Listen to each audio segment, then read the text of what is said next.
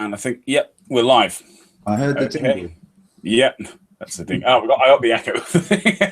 Yeah. Yes. Hello, ladies, MBs, and gentlemen of the audience. Welcome to this Hangout discussing UK politics. Specifically, the main issues we're going to go over in this Hangout are immigration and the media sensationalising of the issue, and also Jeremy Corbyn, who is the current incarnation of Satan, according to certain publications such as the Daily Mail. There were supposed to be more people here. They don't seem to be here yet, but hopefully they will join us later on. At the moment, there is myself, and I'm joined by SJW101, the political gamer. Would you like to introduce yourself? Well, my name is SJW101, the political gamer. I don't know what to tell you. I do a few YouTube videos. I'm a journalist. Oh, cool.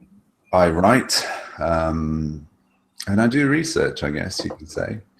I do a bit of everything, really. But that's about me, really. Yeah. Okay. Brilliant. Well, being a journalist, then, what's your thoughts? On say Jeremy Corbyn at the moment. Certainly, the way that the Daily Mail is, they seem to be looking for anything and everything they can to tarnish his reputation. It is quite unbelievable, isn't it? I don't know if your memory stretches back as long as mine does, but as a kid, I seem to remember quite a serious campaign against one Arthur Scargill.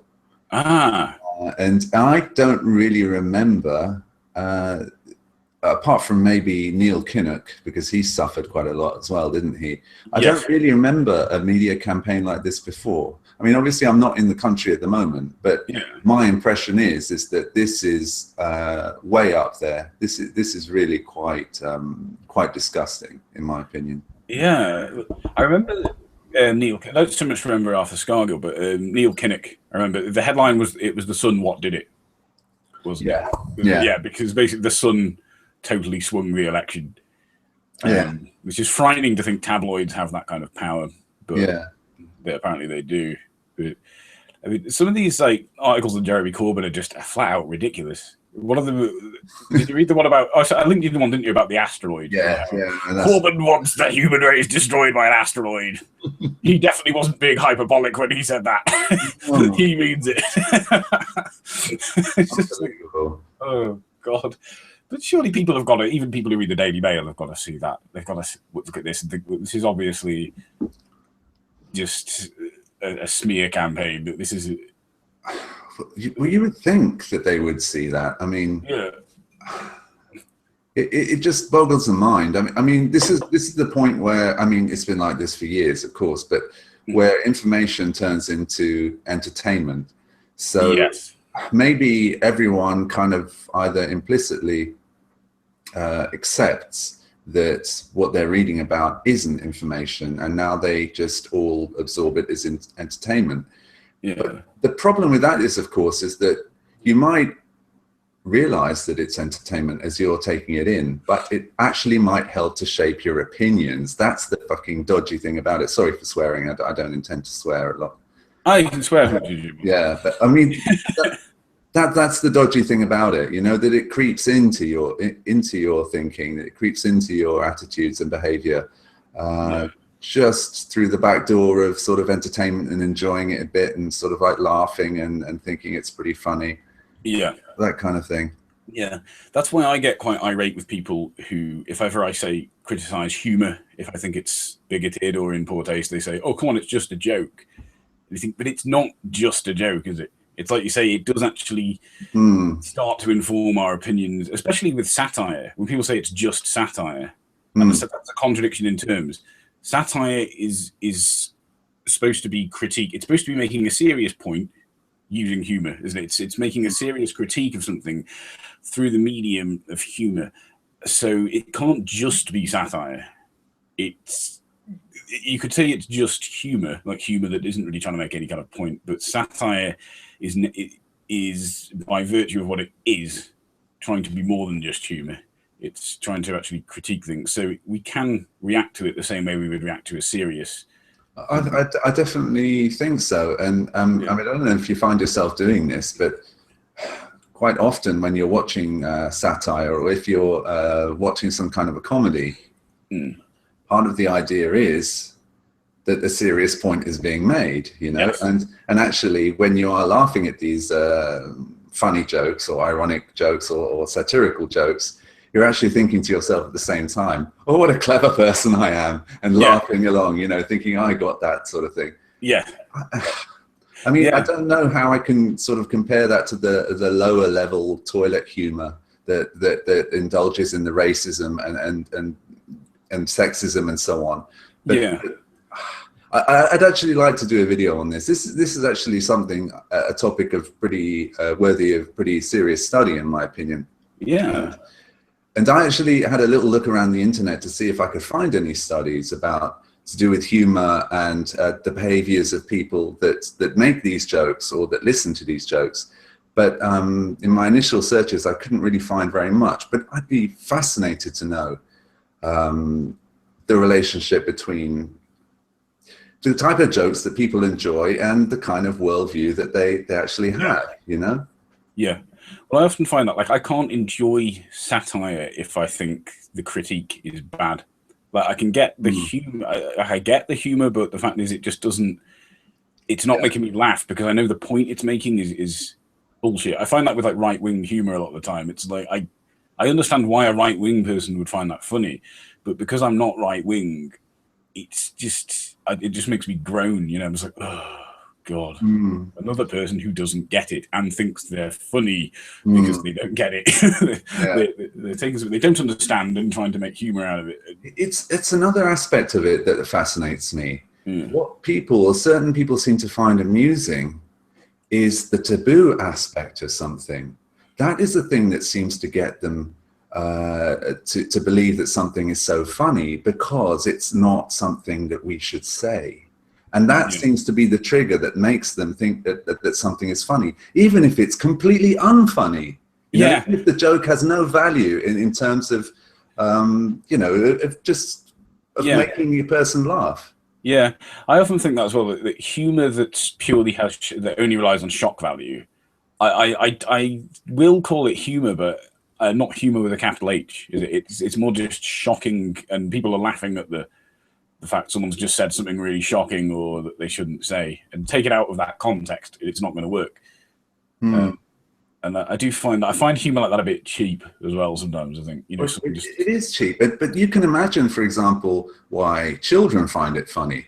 Because I remember as a kid, and perhaps you do as well, you know, when you hear these jokes for the first time in your life, with various isms or whatever, and you discover that people are different and so on, you laugh at them because you know that somehow it's a bit wrong, but you don't actually mean a thing necessarily by it. And you're discovering things around you. You're discovering what's okay to be said in society and what isn't, and so on. And you realize what embarrassment is and all those different types of things. But when you hear fully grown adults who are indulging in that type of humor, I honestly wonder about the mindset and the mentality of people. What's going on there? I don't understand why they seem to have this level that's comparable to children in some way. You know, I'm not trying to make a subtle or not so subtle insult. But I think you're right, though.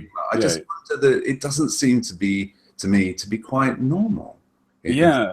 But it's like, it's like kids will laugh when they hear a naughty word, won't they? Yeah. Like if they hear someone swearing, they're like, but when you're older, you hear swearing all the time, so it loses its impact. I mean, like, it's so taboo. We can't laugh at a racist joke. Oh, did you just tell one? That's so funny. Why?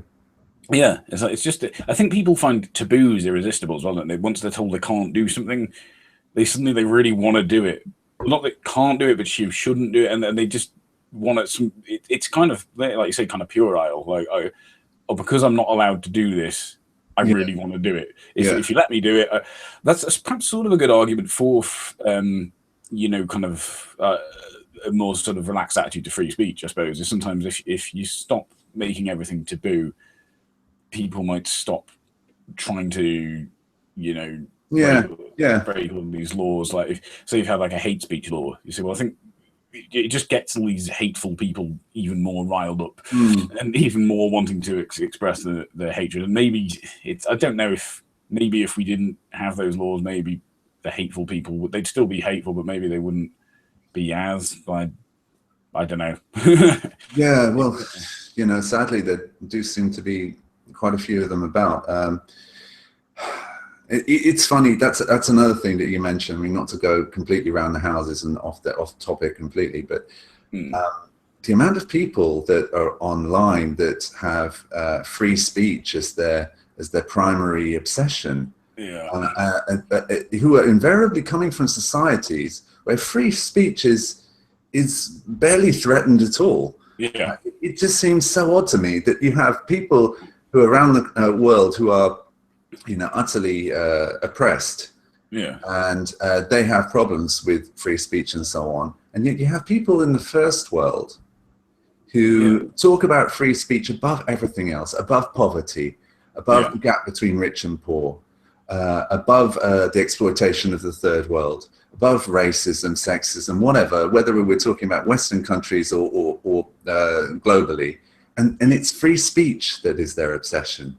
I don't, you know, I do. I'm not saying that free speech isn't a great thing.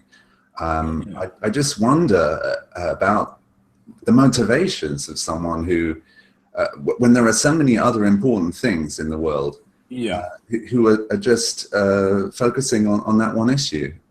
Yeah, well, what it is that people online mostly don't know what free speech is.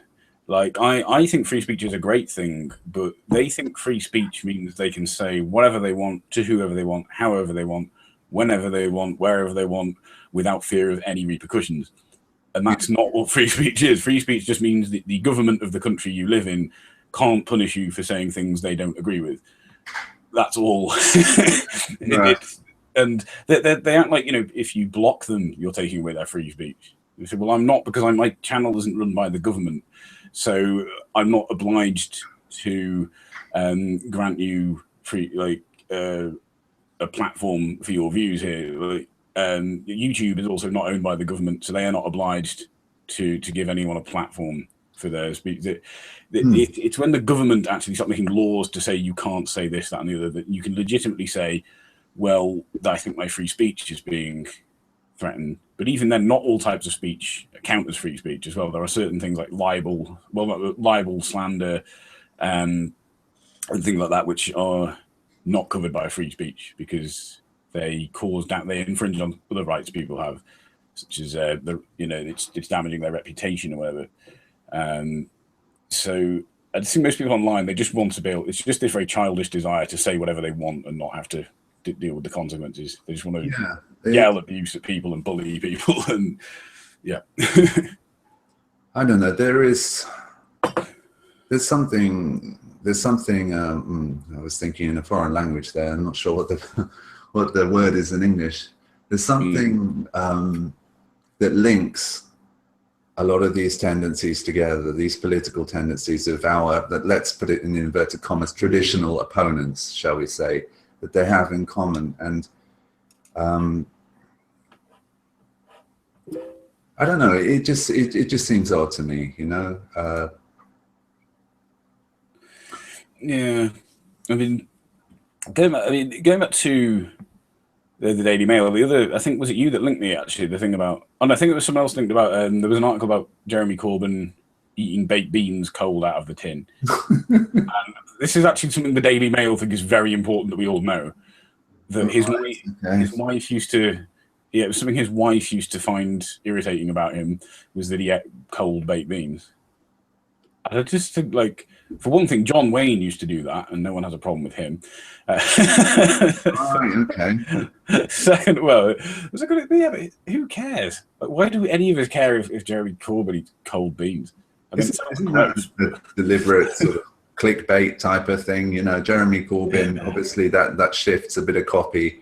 Let's just put him in with baked beans, shall we? Yeah. But to me, to me, that's clearly shows that they're just grasping at straws. You know, they're just looking for anything they can do that puts him in a negative light, to the point where they're so desperate they've got to try and make some kind of argument out of him eating cold baked beans. And I'd like to think most people could see that, but apparently Daily Mail readers can't. You know, I have to think maybe they'd twig, hang on a minute, this is obvious, just a smear campaign.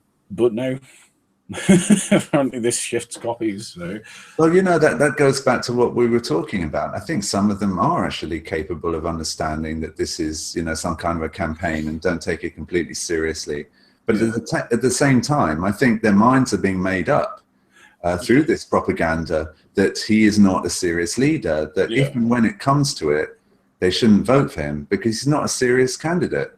You know, that's the message that they've received, and I think that they're gonna go along with that, and that's actually pretty tragic.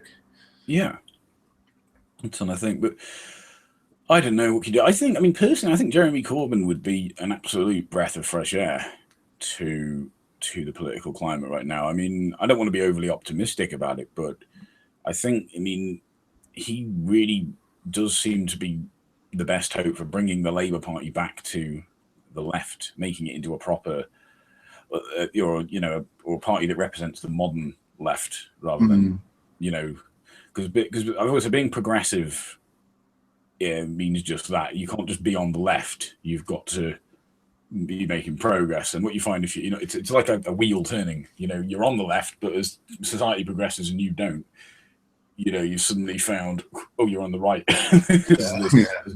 And I think he could very much bring the Labour Party back to what it should be, which is a proper socialist party with the interests of the people and supports social justice and other such issues like that. Well, you know, I would hope so.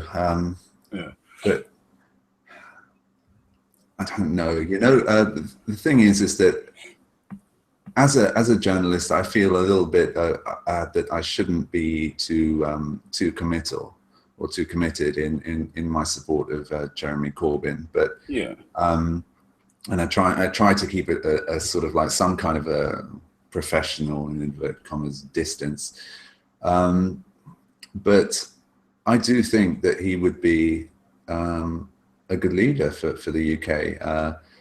I think he'd be a good leader for the Labour Party, but I'm not convinced that he will be voted for if he does stand. That's the problem. Hello, Captain Mikkel. Hello, my apologies for being over late and underdressed, but yeah, I was going to say, nice of you to join us eventually.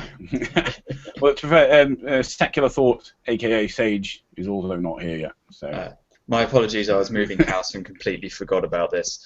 Oh, right. You were moving. If you just finished moving house now. I know the room's a tip, but I don't want to hold up. Do continue, and I'll try and catch on the rest of the conversation. Well, I was gonna say, do you want to introduce yourself while you're here to the viewers? Okay, I'm Captain Mikkel. I am a YouTuber.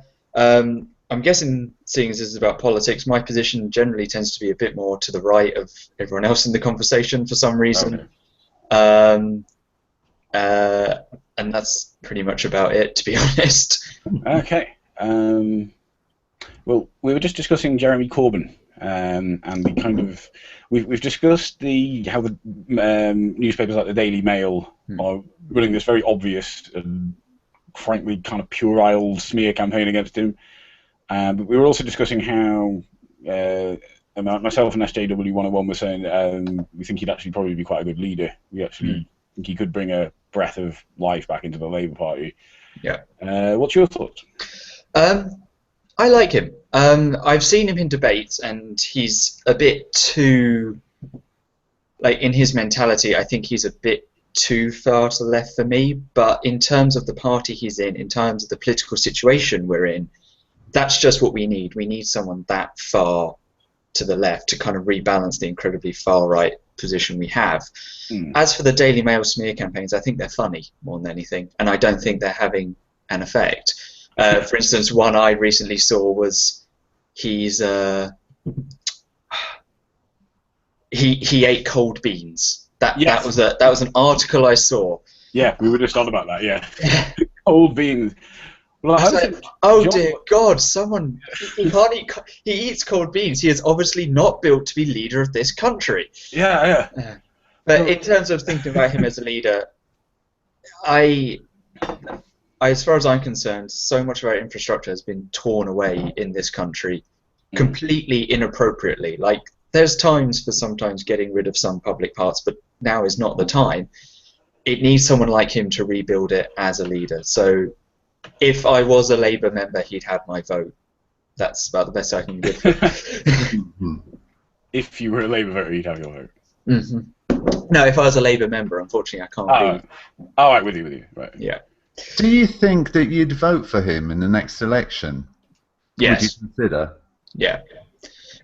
I think it would have to be either a blazingly good Liberal Democrat leader, which I don't think is going to happen.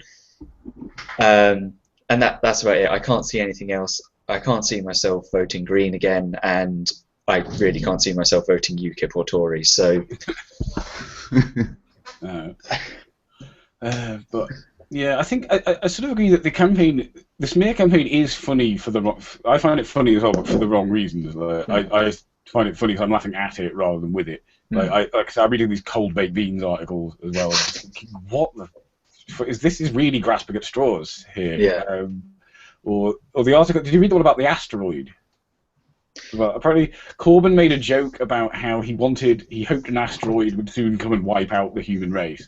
Oh, okay. And this is the Daily Mail have quoted this as though it was like a serious thing, like he's in Mendem or something like that.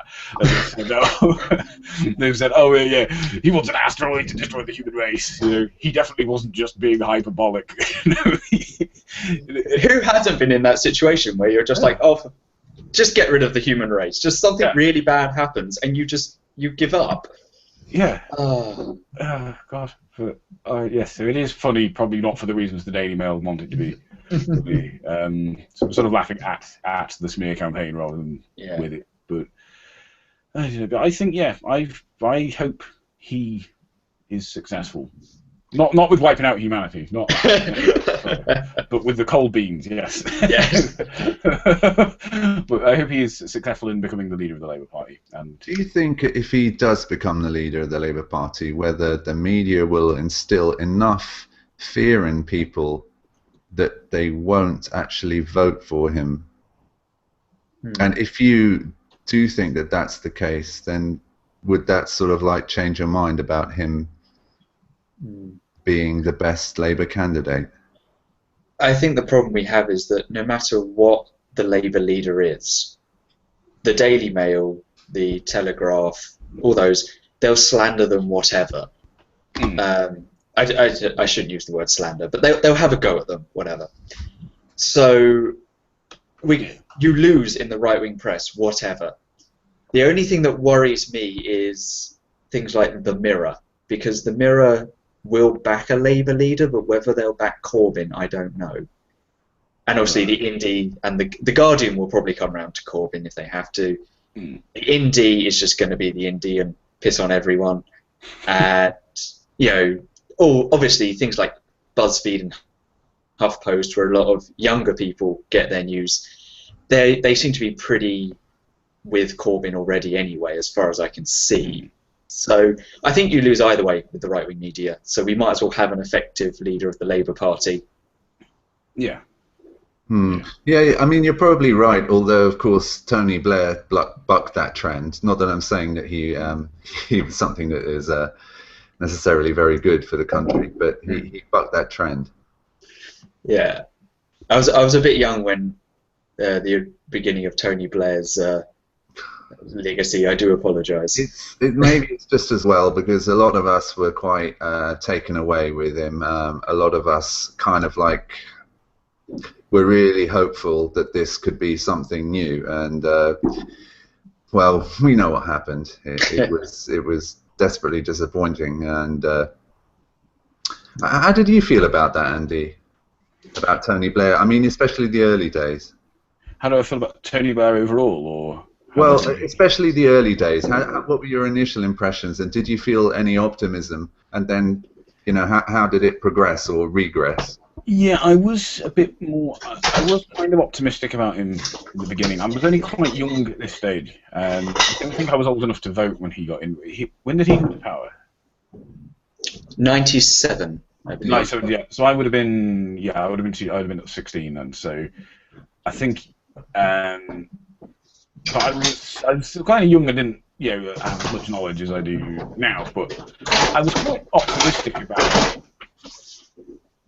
Sorry, I was quite optimistic about him at the time, partly because we'd been under Tory rulership for so long. It just seemed like, oh, you know, we might get a bit more of a socialist kind of society going on. This might actually improve things. And then, of course, the biggest disappointment was the Iraq War, I think, was the real thing that was like, oh, God, this is... No, yeah, that's when I just really thought, there's no coming back from this. Yeah. He's hopeless. He's basically a war criminal now. I think by definition, apart from the fact that he's a Western leader, he's a war criminal.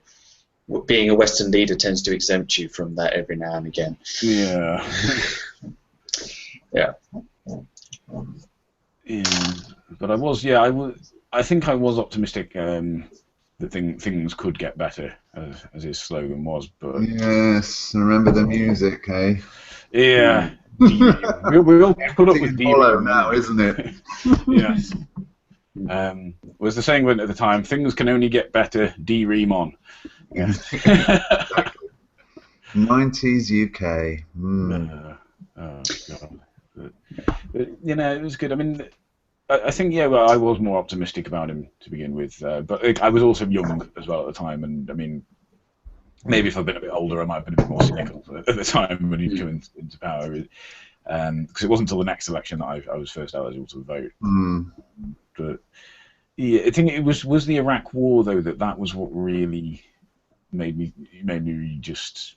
that any ambiguity I had about him, you know, is he good? Is he bad? Is he the guy? Well, yeah, not only that, but his reaction. I don't know if you remember his intransigence. Like, he started to come across as someone who wasn't quite normal. You know, you would put points to him. Points would be put to him by journalists and so on. Yeah. But he wasn't behaving normally. You know, he had this intransigence about him. He had this ideological, and not in a principled way, but this ideological kind of belief that came with whatever particular policy he was trying to promote. This almost quasi-religious kind of style of his. And people got creeped out by that, especially the traditional Labour supporters. But, you know, and then it all culminated in that the Iraq thing and his refusal to take any responsibility or to apologise for anything. Yeah. That's one thing Corbyn has said he'd do. He'll apologise for the Iraq War if he becomes leader. Well, it wasn't his fault. Yeah, but he will apologise for it as, like, party leader. He says. Yeah, I know. I think he's going to apologise for what Tony Blair's done. But yeah, well, I suppose he as the new leader, he needs to make it clear to people that he's changing the Labour Party. Yeah, he's going to take the Labour Party in a direction that's not the one Tony Blair took it in. That he's going to actually bring this back to what it should be, which is a proper socialist, proper party of the people, and not this kind of Tory light kind of idea that that Tony Blair, that New Labour, that Tony Blair took us in the direction of. Yeah. The problem is it's not even Tory light anymore.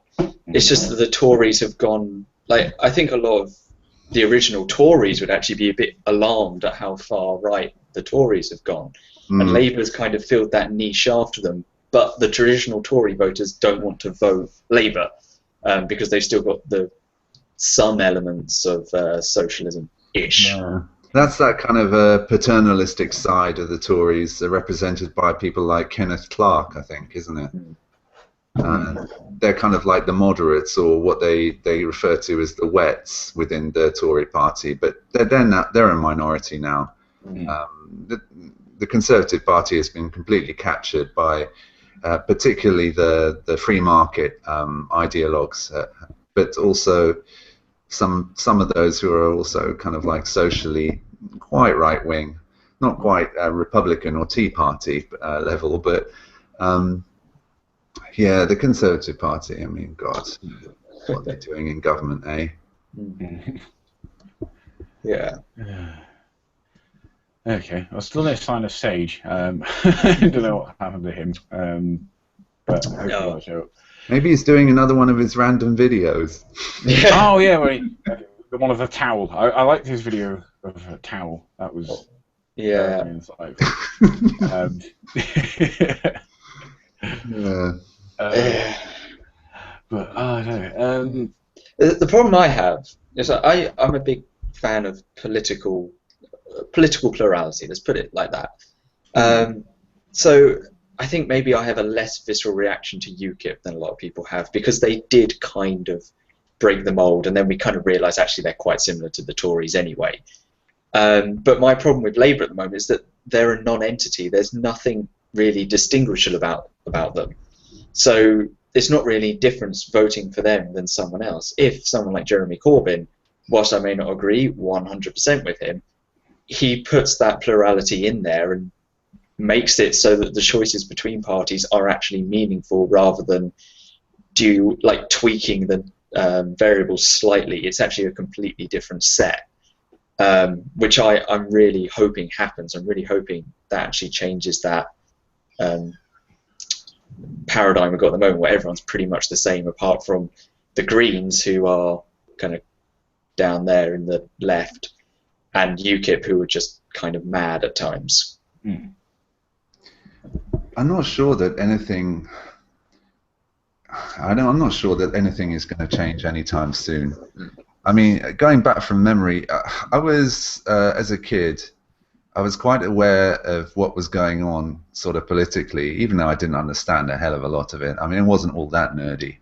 But I used to, watch a lot of the news. I could see that elections were going on in the background. I could see that, these faces appearing on news reports and so on. And things were more divided. Parties did have different policies more back in those days. But I think things have changed or progressed, you could say, in society now, to a point that there is a kind of consensus, and for good or for bad, and that is that kind of like on social kind of like policies, there is a kind of consensus, and sadly on economic policies there is also a kind of consensus. Jeremy Corbyn bucks the trend a little bit on the economic side of things, and maybe to a certain degree on the social side of things, but but generally speaking, I don't think that we'll see really clear red or clear blue water, as they like to describe it, when they try to make big divisions between each party in the sense of having completely different policies.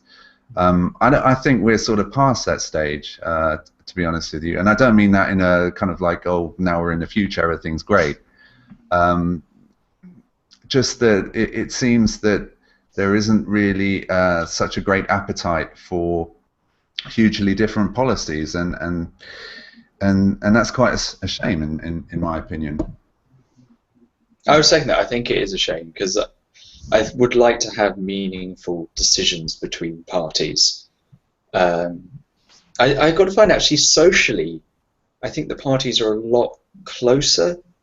Like, we don't have the big divide like the Americans have between Democrats and Republicans, like how they treat, well, take for one instance, gay marriage. Our gay marriage law was put forward by a conservative government, so we don't have that kind of social distinction. It is mostly economic. There's some social differences, I think.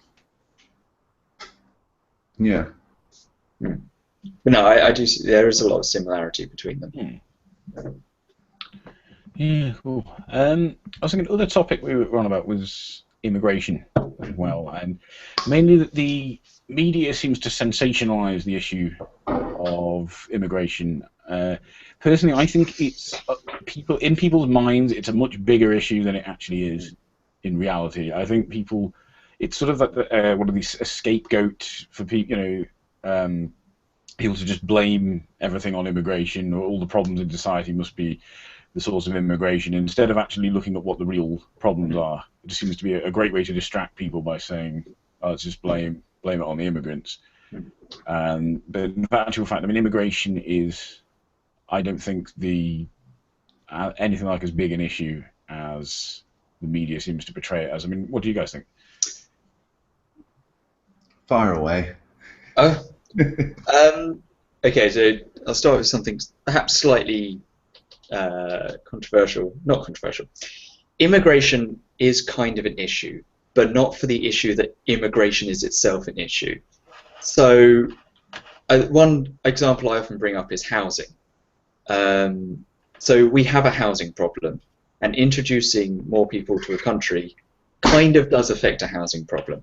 But that's not the reason why you have a housing problem, and stopping immigration isn't going to solve that either. If anything, you're just going to remove some labour from the possible labour pool.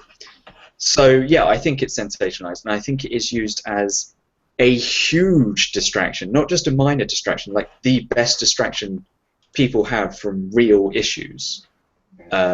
Instead of, let's look at the root cause of why we have a housing crisis, for instance, let's blame it on immigration, or let's make you fear immigrants coming to, quote unquote, take your houses, take your jobs. So yeah, it's just a scapegoat. I don't know of really any problem to do with immigration which isn't solvable by other means than stopping immigration, even though you can't even really do that.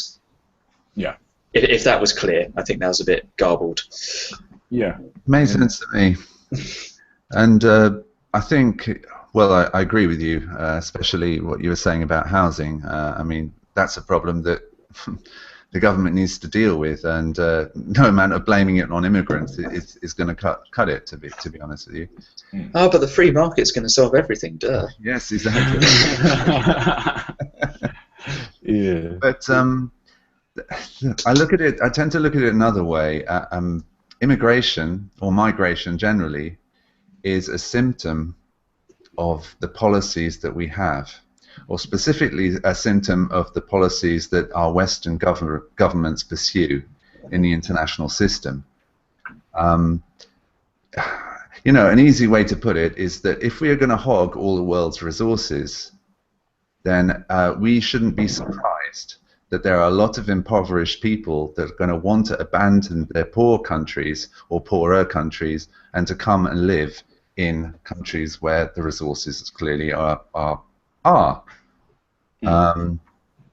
It just seems to me that the debate about migration and this whole divide between economic migrants, which is a bit more of a dirty word, and refugees, which is a bit more of a kind word, it's a false argument.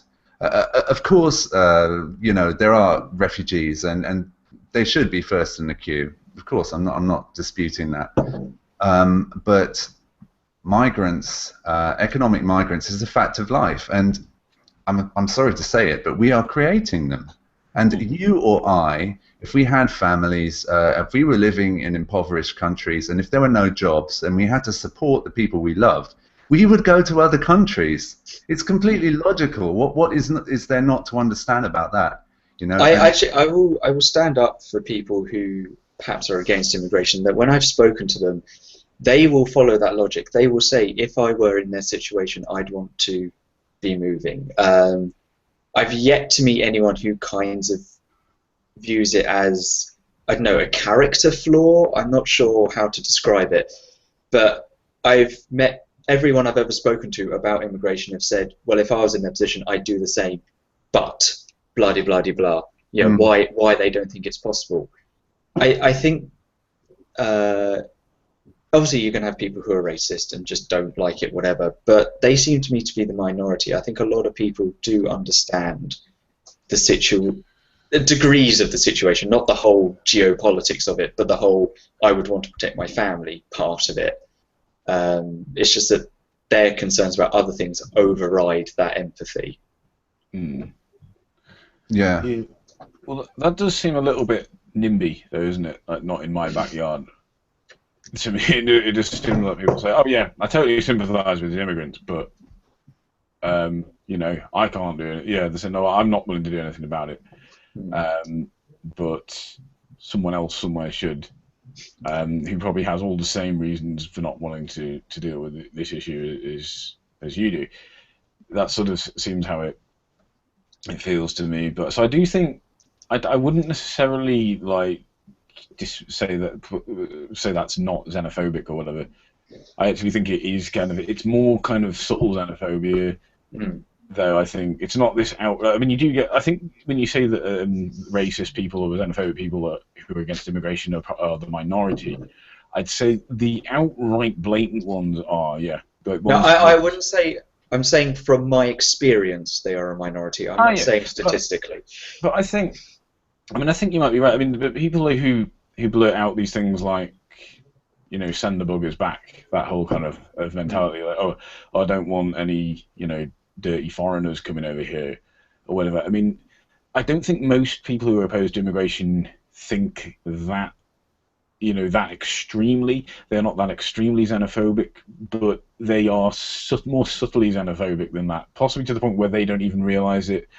And that's actually the kind of bigotry which I think, in a way, is more dangerous because it's not as easy to spot, and it's insidious. Is that maybe that word? It sort of sneaks its way into sometimes to quite progressive movements. I mean, that's one of the things I've noticed when I've argued with people on YouTube, that they think I hurl these words around like bigot and racist or transphobe or whatever, and it's like, well, actually, I'm just looking at these things a bit closer, and you can actually see, if you examine these things, they may be presented very nicely or well worded, but ultimately they are actually enforcing some kind of prejudice. And I do think, like with immigration, that's where a lot of the anti-immigration people, I would say, they are still probably xenophobic and racist, just not in the blatant and unsubtle way that we're perhaps familiar with.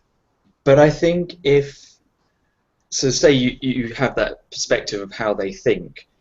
If they don't think that's how they think, you can't handle them or talk to them the same way you would someone who is openly racist and xenophobic, because they don't think they are, and they genuinely don't believe they are, and they probably think they're a good person along with it, so you can't use the same discussion points.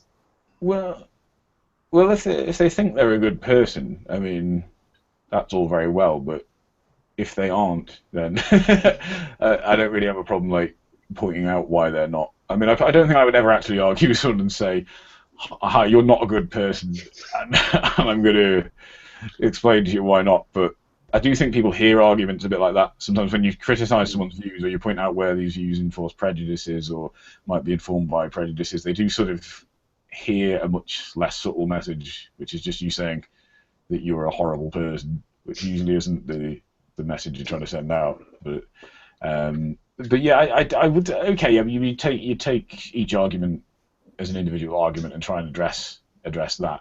And yeah, you wouldn't just throw the same argument, the counter argument, back at everyone who's anti-immigration, because they might not have quite the same reasoning. But yeah. One thing I found is simply my worries. Well, I don't have worries about immigration. My worries about this country are the fact that our infrastructure and resources are being taken from us. And I think when you explain that to people and say you're worrying about immigration because there's not much left, and you're essentially being made to fight over the scraps with someone outside, I think they kind of get that. In my experience, they get that anyway. And whether that changes their views, I don't know. I don't do follow-up surveys on people I talk to see if their opinions have changed, but they seem more receptive to it anyway. I think that's the best way to put it. Well, I don't know.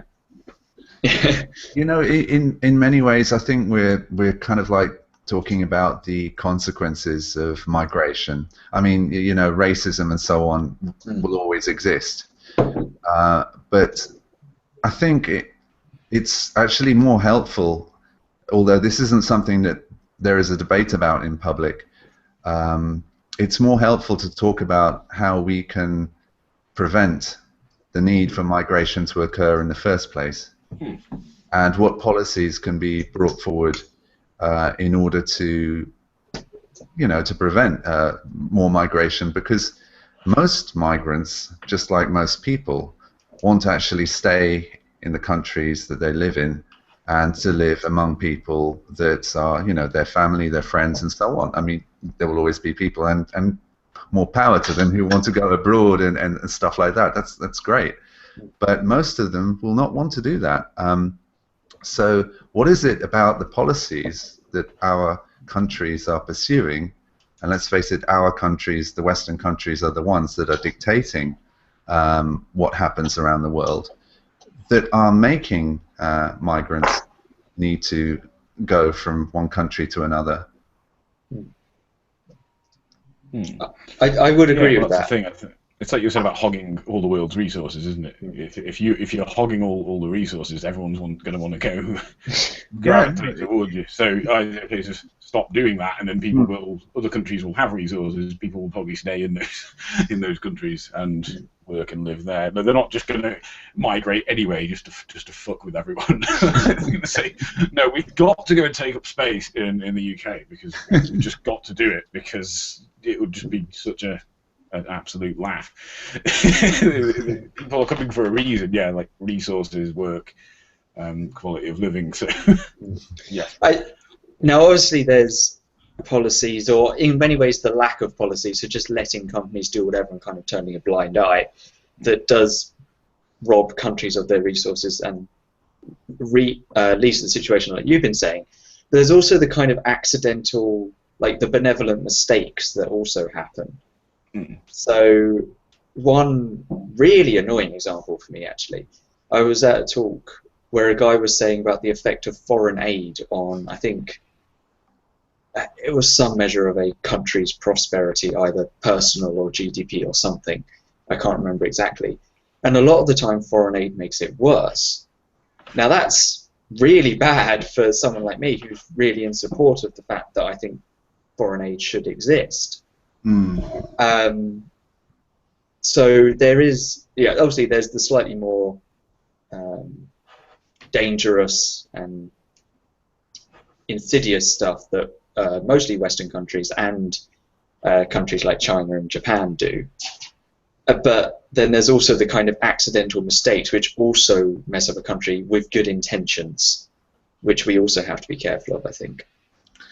Yeah, no, I definitely agree, and there is a lot of scope for corruption, and we shouldn't be under any illusions that somehow we people from the West are, are more civilized, and we have a higher standard, and we were brought up with certain values and so on. Because let me tell you from my own personal experience, it's not where you come from, it's the country you live in. Time and time again, you find that people from supposedly advanced Western countries, when they take part in, say, international missions in third world countries, I'm not sure if that's the correct description these days, but they indulge in corruption. They indulge in prostitution.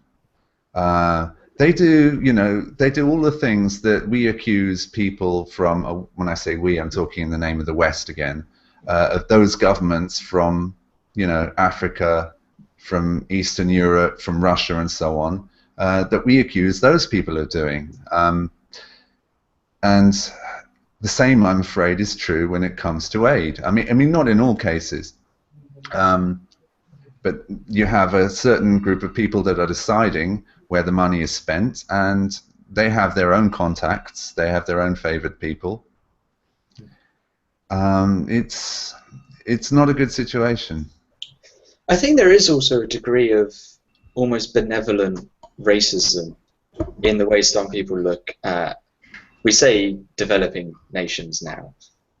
This idea that, oh, we can go in there and fix it. They can't fix themselves. We can go in there and fix it, which I actually find quite disturbing. I find it quite insidious. This kind of benevolent white saviorism, they call that, don't they? Yeah, it's. I don't know what the correct term for it is, but that kind of like, you're still infantilizing people simply because.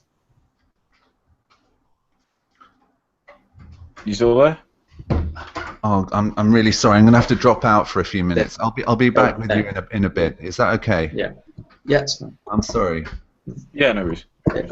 There are situations where intervention from other countries, with the help from the UN, is probably the best idea, would help. But I find a lot of, and this isn't right-wing, this is definitely left-wing discourse, has this kind of benevolent racism lying under it. And that worries me. I actually think that is as bad as some of the more aggressive, not the aggressive bomb them all kind of racism, but the less benevolent kind. Yeah, well, that's what things like Live Aid reek of to me. They reek of white savior. They are all about a bunch of privileged Westerners, usually white, not all of them, but even the ones who aren't white, I mean, they're still from, they are not typical of people from non-white backgrounds. They're people with a lot of money, they're pop stars, etc. Sort of saying, well, we're gonna swarm into Africa and we're gonna save Africa. And a number of people in Africa have said they don't really like stuff like Live Aid, partly because it actually presents a very negative image of Africa, which is damaging, for no other reason, to things like tourism. And also, right now, Africa is a bloody big continent. Yes, it's a very diverse continent. Everyone just kind of lumps it as one thing. For fuck's sake. And that's in Ethiopia, which of course Live Aid was originally set up to fund Ethiopia. That's actually now a very growing economy. Things have really quite turned around, and they don't need this negative image of Ethiopia being perpetuated. They need a positive image being perpetuated because it will bring tourism in, and tourism brings money in, it brings investment, it encourages companies to want to invest in the country, and they don't need everyone having this idea that Africa is just one massive desert being reinforced. This idea that it's one massive desert full of starving children. They need a positive image put out that will bring foreign investment into the continent, and specifically the countries. And Live Aid just doesn't. It is probably well intentioned on a lot of levels, although I do think all the people involved in it have enough money that they could probably just donate this themselves and stop trying to get the general public to buy yet another copy of the same goddamn single, which isn't really a good song in my personal opinion. I think it's a really annoying, not very good song. And rather than trying to get the general public who probably don't have a lot of money to dig deep, I mean, why can't Bono give all that tax evaded money that he's got? Why can't he donate a dirty great chunk of that? Why can't... That is hypocritical. What is? You're saying like the people who engage in tax evasion and also support things. Like, it kind of sounds, I think this might sound to the audience that we're just kind of having a go at every single solution offered. And I would like to just kind of put out another solution, which is the one that was in that talk I was at. And when I say talk, I wasn't going to some self-help group. I was at a PhD conference. So just to give you some context to where this was. And the guy was basically saying that what he does, he runs for-profit businesses. He just views certain countries and certain situations. I think situations would be best in countries because he didn't really care what country. And he finds out what they need and runs a for-profit business using them. And also, but he does it in a slightly, not in an exploitive way, in a kind of invest in the local infrastructure. Kind of like, how we get local grown apples or whatever. You invest in the local infrastructure. And he says the guy said it had much better results than any kind of foreign aid or any kind of donation, just because what you're doing is setting up a stable economic system. And I can't really argue because he seemed to have data to back it up. Whether it was fully legit, I don't know. It was a PGR conference at a university. It's pretty tight what you can present, but there's no way of saying that you didn't necessarily forge it.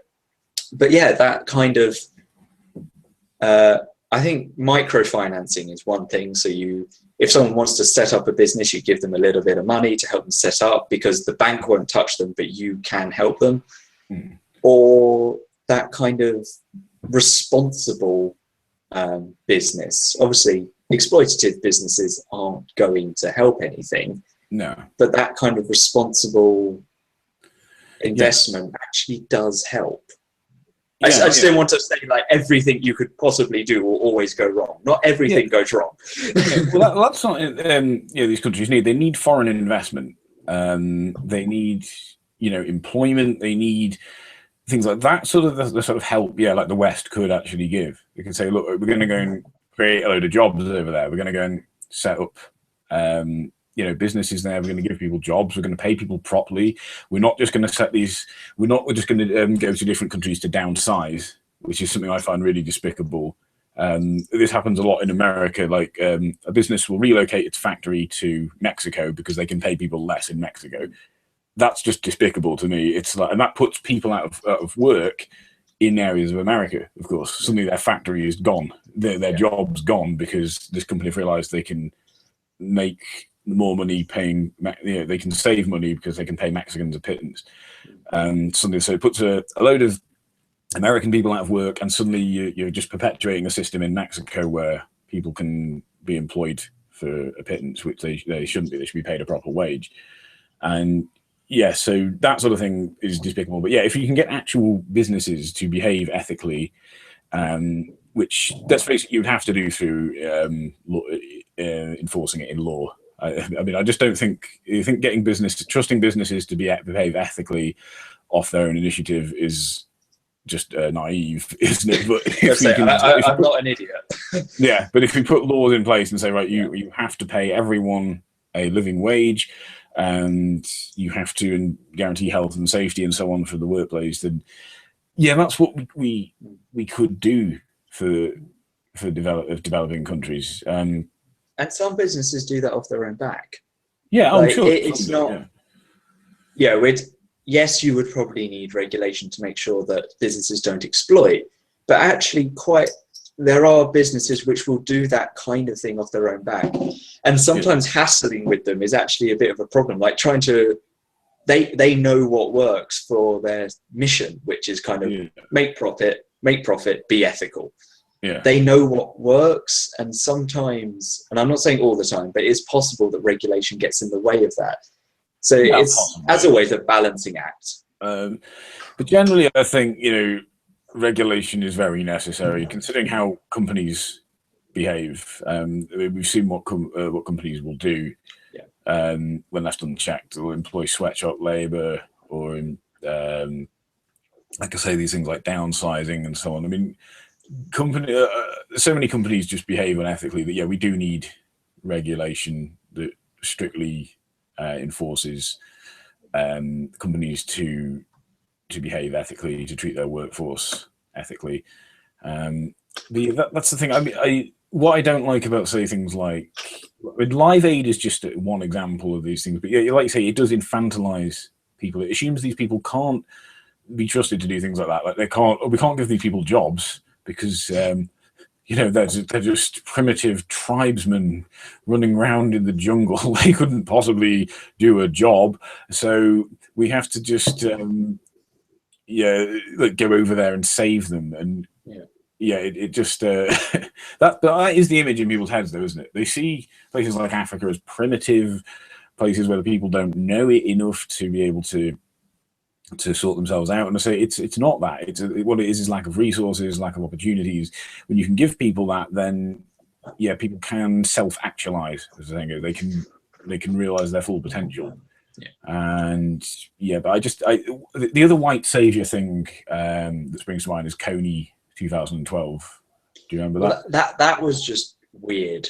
Like more than anything, that was just that kind of came out of nowhere about this war criminal who actually had been operating for years, and it turns out the guy who ran Coney 2012 was a bit of a fraud, I think. I can't remember. Something was off with him. Well, Joseph Coney, I mean, I agree, it was really weird. Like, he is a real warlord, but he hasn't been active in Uganda for quite a while, and he's certainly not as powerful as he used to be. That was just a really strange charity campaign. I remember it happening. The whole thing seemed really odd. It was sort of like, this is sort of true, but it's not. it's a really odd time to suddenly be wanting to do a campaign against someone like Joseph Kony, when a number of years ago this might have made more sense, but he's a lot less powerful now than he was, and he's not active in Uganda. And they were going to finance the Ugandan military with these donations to help them go and kill Joseph Kony. And you think the Ugandan military is not, I'm afraid to say, is probably just as bad as the Lord's Resistance Army. They have a terrible reputation for human rights abuse. You don't want to be, charities should not be giving money to the military. That is not, especially not like the Ugandan military. That's a weird idea. But that seemed very white saviorish, the way it was all presented. It was all, we're going to go into Uganda and dethrone a warlord. But it's kind of this. It was like kind of like I was saying earlier. Like, there is a problem, and you over there, you obviously can't deal with it. Let us come in and solve everything. And that never bloody works. And the mentality you've got to have for that, I mean, you can look at a country's GDP or its HDI and say, you know what, actually this country is low on that. You know, that you can do that. You can objectively say that a country is struggling in some way. Yeah. Obviously, some people were worth in GDP, some people were worth in HDI, but whatever. But just to kind of go, there's a problem, you can't deal with it, so we're going to deal with it for you. That is infantilizing, as far as I'm concerned. Yeah, because it assumes the person is innate. I think the word about innately inept, doesn't it? It's the reason. Yeah, like I say, people in the franchise positions, they're disenfranchised because they lack resources, lack of opportunities, lack of social status. When you give them that, then they should be okay on their own.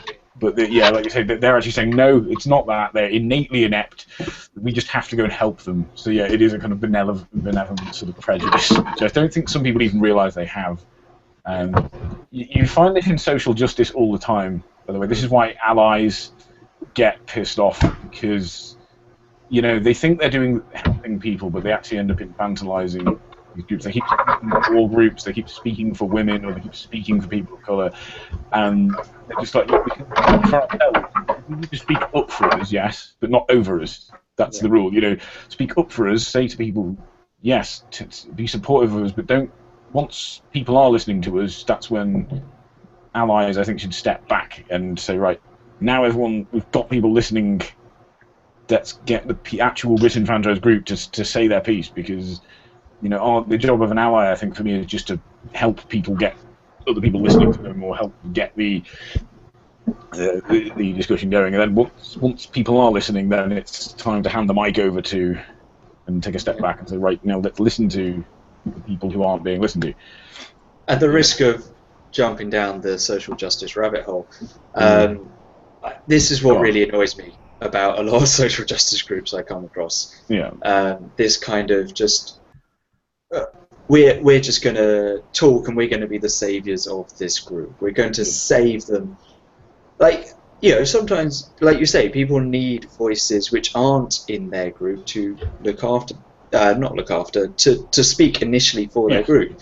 But it really annoyed me, and I don't want to go in too far into it, because this isn't supposed to be a talk about social justice, but I thought I'd just kind of say my piece a little bit there. And let you return to immigration and Jeremy Corbyn. Yeah, fair enough. King R. Farazan has joined us. Hello, King R. Farazan. Hello. I'm not sure how my internet connection is. I ended up having getting contacted by a friend, and I completely forgotten about this. And I came back, and the funny thing is, then I went onto my Facebook and I clicked on the Google Plus Hangout link. But I clicked on the link to the last Hangout you sent. Oh, right. So the link you sent me from. Right. No problem. Hangout, and I was sat there like. Lost a viewer. Probably because you're here. Okay, yeah. So like, oh no. King of here. But okay. I just hope we get so many dislikes as last time. That was hilarious. Oh yeah. More dislikes than viewers. 6 viewers, 20 dislikes or something. It's like, oh god. Anyway. Was that one I was there. I'm not sure. Am I losing King, or is King losing us? I'm being lost by him as well. Okay. Breaking up a little bit. I King. think if we mute mics or something, it might reduce the bandwidth or something. I don't know how true that is. But King, do you have any views on, let's say, Jeremy Corbyn? We were talking about him before.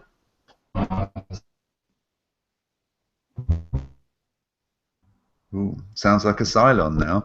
Yeah. My view on Jeremy Corbyn is destroy all humans. King, if you take your video off, you might be a bit more yeah, try easy to bandwidth. Easy to bandwidth. You can tell I don't do computers at all. King, you still there? I think he has died. Oh dear. It would be really bad if that actually happened in a Hangout, wouldn't it? I mean, imagine it could happen, couldn't it? Like you're doing a Hangout and someone dies during the Hangout. Like it's not impossible, is it? It should have happened by now, surely. Was this the law of large numbers? Someone must have died on a Hangout by now. Yeah. Well, I've passed out in a Hangout once, and I watched, and because my camera was on, you can just see like there's about 8 hours of me just sleeping, while everyone else sort of just keeps talking. And I think, like, how did they know I hadn't died or something? Like they could have just been looking at my corpse for 8 hours. And but I think it was because I'd had a lot to drink, and then for some reason it just wasn't really, the full effect of it wasn't really hitting me, and suddenly after I had my 10th can of lager, suddenly like all 10 cans kind of hit me in one go. I was just like, oh, whoa, and I think I stood up and said I need to get coffee, and then I just sort of just kind of collapsed. And well, I don't remember that bit happening until I watched it back, but I'd just been I had too much to drink, but apparently I'd just been sleeping for 8 hours. Return of the King. You're not dead. Oh, good. You're like Jesus. You've returned from the dead for our sins and all that. Yeah, I was quicker than him, so I'm better than Jesus. Yeah. As the Big Lebowski goes, nobody fucks with the Jesus. Anyway. Yeah, but I'm not sure. My internet has been quite bad, so you'll just probably have to let me know, because it's weird. I just seem to need to disconnect and then reconnect if it goes badly. So if it does go badly, let me know. Sounds better. Jeremy Corbyn, yeah. Well, I basically, my current situation with the Labour leadership is that I know quite a bit about Jeremy Corbyn, and it seems to me as if everyone else is sort of the same, other than Jeremy Corbyn. Like, I haven't noticed. I mean, he seems to be much more different than everyone else, and I guess like the reason why he's going to do reasonably well in the leadership contest is because there's no real reason to pick any one of the other three over the others. I mean, over each other. So you just end up with an even spread.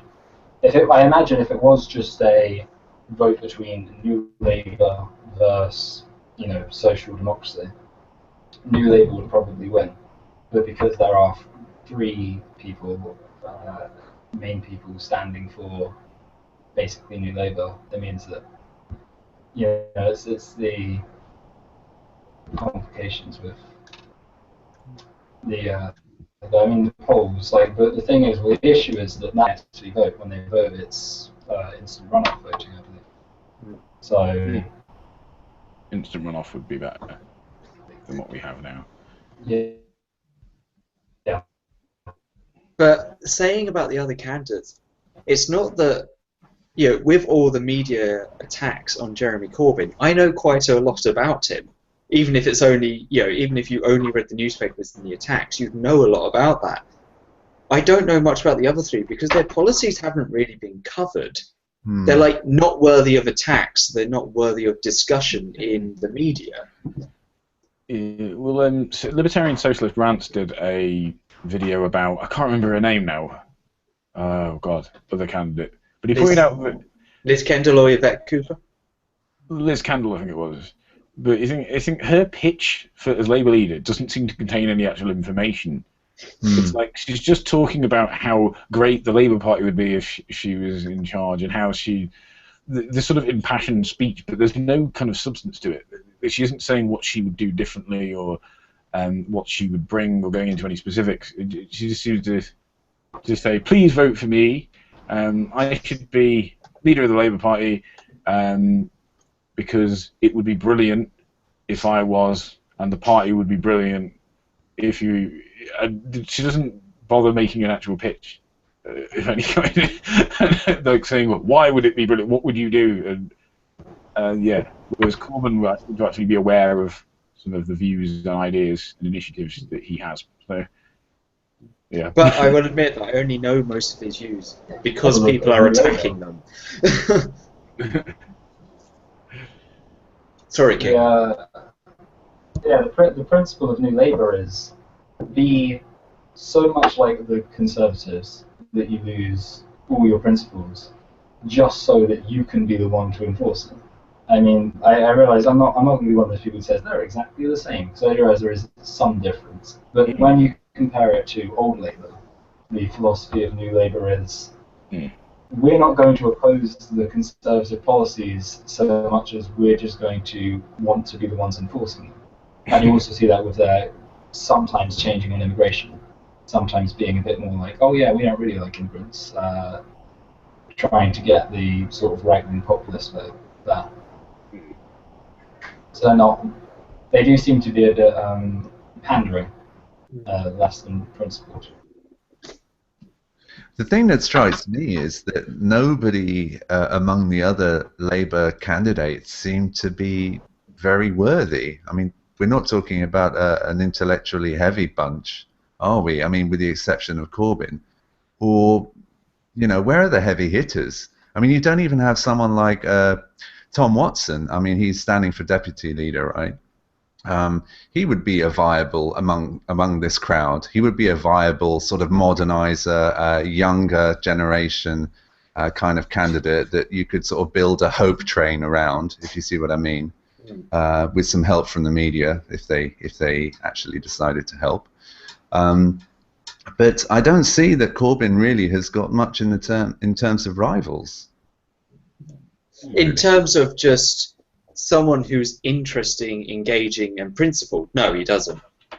The only pitch the other candidates, really have is that they're not Corbyn. You know, they're being defined by their opponent. Exactly. That's the point, really. What does that say about them? Yeah.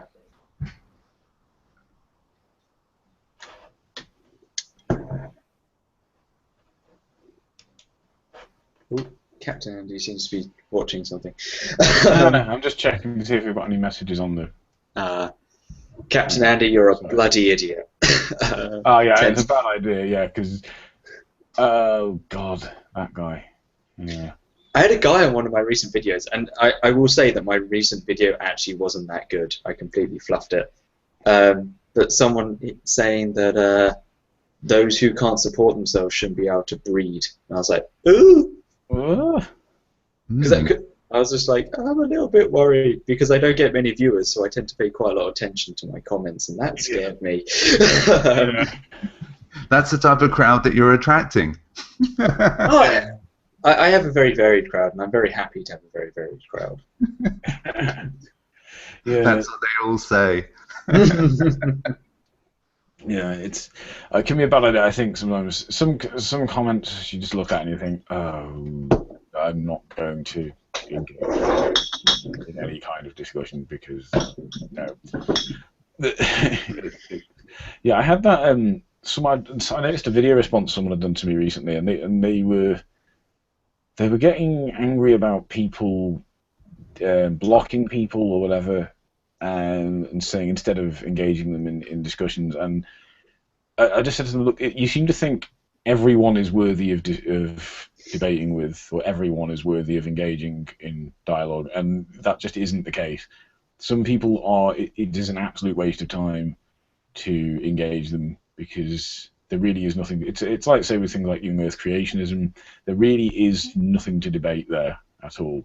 There is no controversy within academia as to the validity of evolutionary biology or any of the other sciences that creationists try to lump in with evolution, like geology or cosmology or whatever.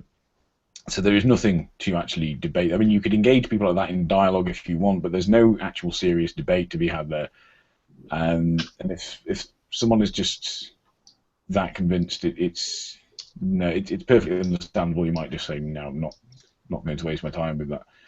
I think part of the problem is you don't know where you are in the line of people who have said the same thing.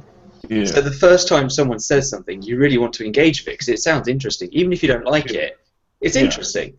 Yeah. If it's the 50th person, by that point you're just bored. Yeah, that's how I get. I'm just like, I'm not.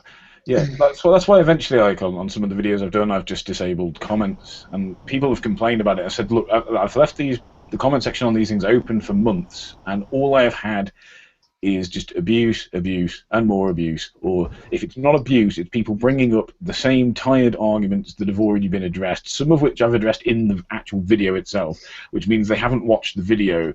They're just here to stamp their feet, and it's just 2 months, however many months, it's long enough for people to have said anything coherent. If they can't come up with anything sensible to say after 2 months, then it's time to just pull the plug on that.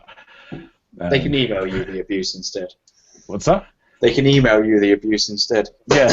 Well, yeah. Well, what I've said is, if people are desperate to say something, make me a video response. But a lot of them won't do that, because when they make a video, they're going to have to expose themselves to the same sort of ridicule that they so delight in inflicting on me. Like, they so like coming to my channel and having all this abuse, and they know that if they make their own videos, it's entirely possible a load of my subscribers might come in. I don't think my subscribers would be outright abusive, but they might have to deal with a lot of influx of criticism, and they would be putting themselves out there in a way that I don't think they've really got the guts to do, to be honest. So I think, but there's nothing. I said, make a video response, that's fine, but I'm not just going to put up with the daily abuse that was just getting on these same several videos about who.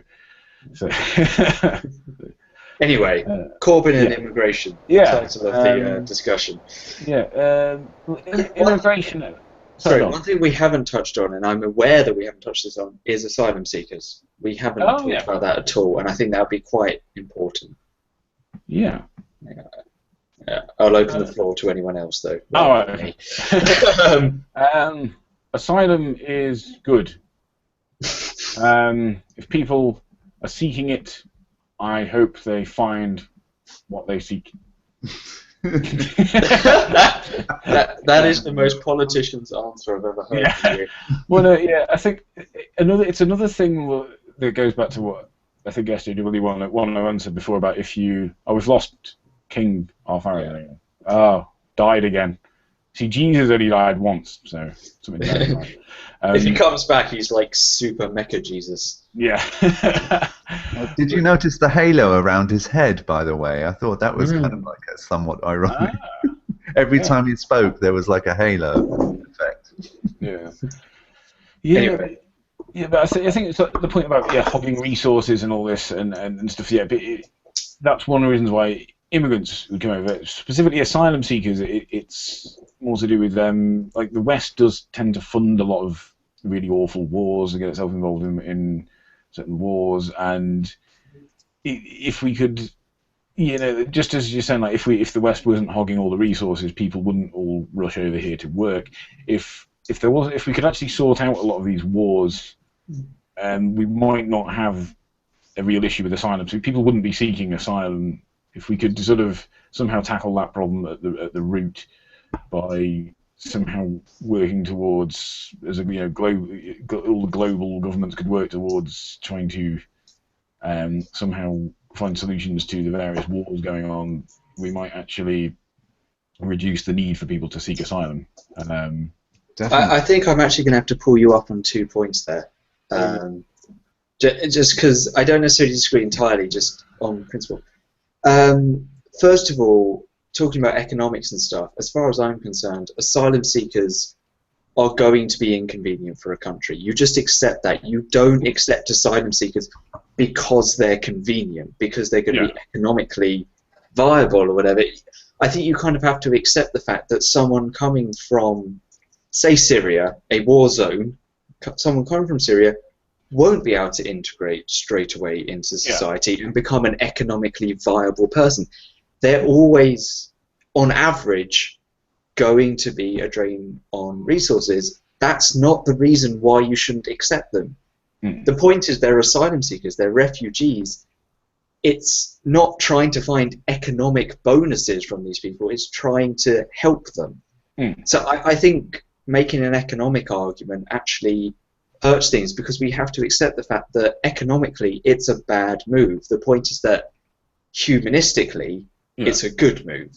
Yeah, well, I'm not trying to make an economic argument for it. I would just say that if that's the problem people have with asylum, then asylum seekers, the idea that they're a drain on resources is to somehow solve the problem at the root. If somehow like various governments could strengthen international relations, we could actually work at trying to basically stop wars, or at least reduce wars, and basically not put people in a position where they need to seek asylum in the first place. And I think if the West took a bit of responsibility for that and said, look, it's our responsibility as powerful nations in the global scale of things, it's our responsibility to make sure we help in basically improving international relations, and as such help reducing wars. It's also a responsibility not to fund wars, not to fund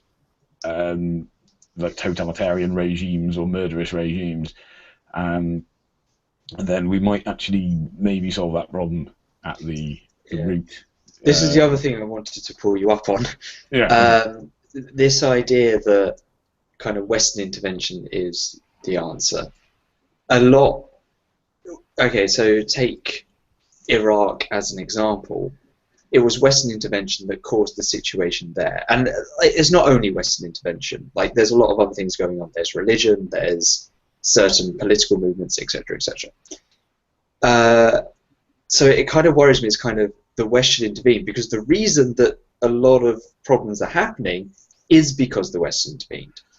And I think viewing it as the West should intervene is actually quite a big problem. I think it's actually much more helpful to view it as, for instance, although I'm going to have to make a very crass overgeneralization here, but the Arab states getting involved as well, as they are actually very, very involved in all the conflicts that are leading to asylum seekers and refugees, and they are actually trying to work towards things. Not always perfectly, don't get me wrong. I don't think that anyone is doing things completely altruistically. I just worry about this West should intervene narrative.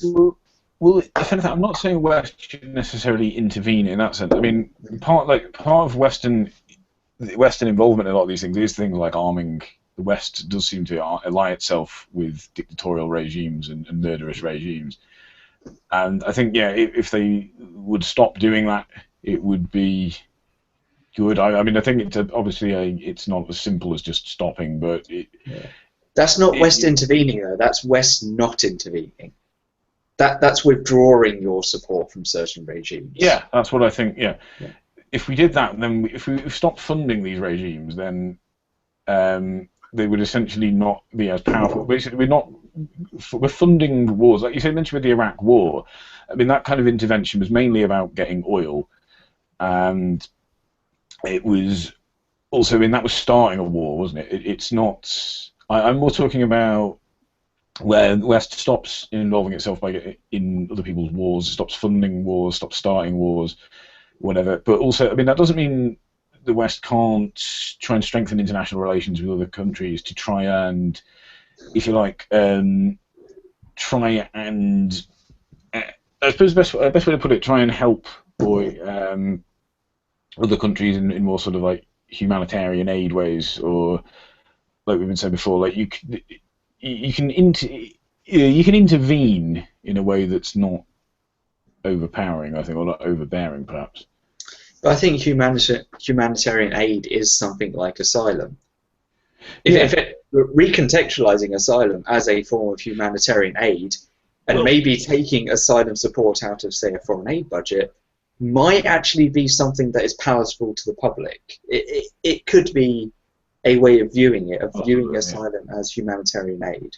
Yeah, but I'm just thinking about tackling the problem at the root. If we could somehow work to strengthen international relations between all nations, we might not have quite as many. I mean, we're always going to have wars, but maybe we could have slightly less of them, and they could be just slightly less bloody. We might actually, then reduce the need for people to seek asylum. I'm not going to pretend I know how to do that, though.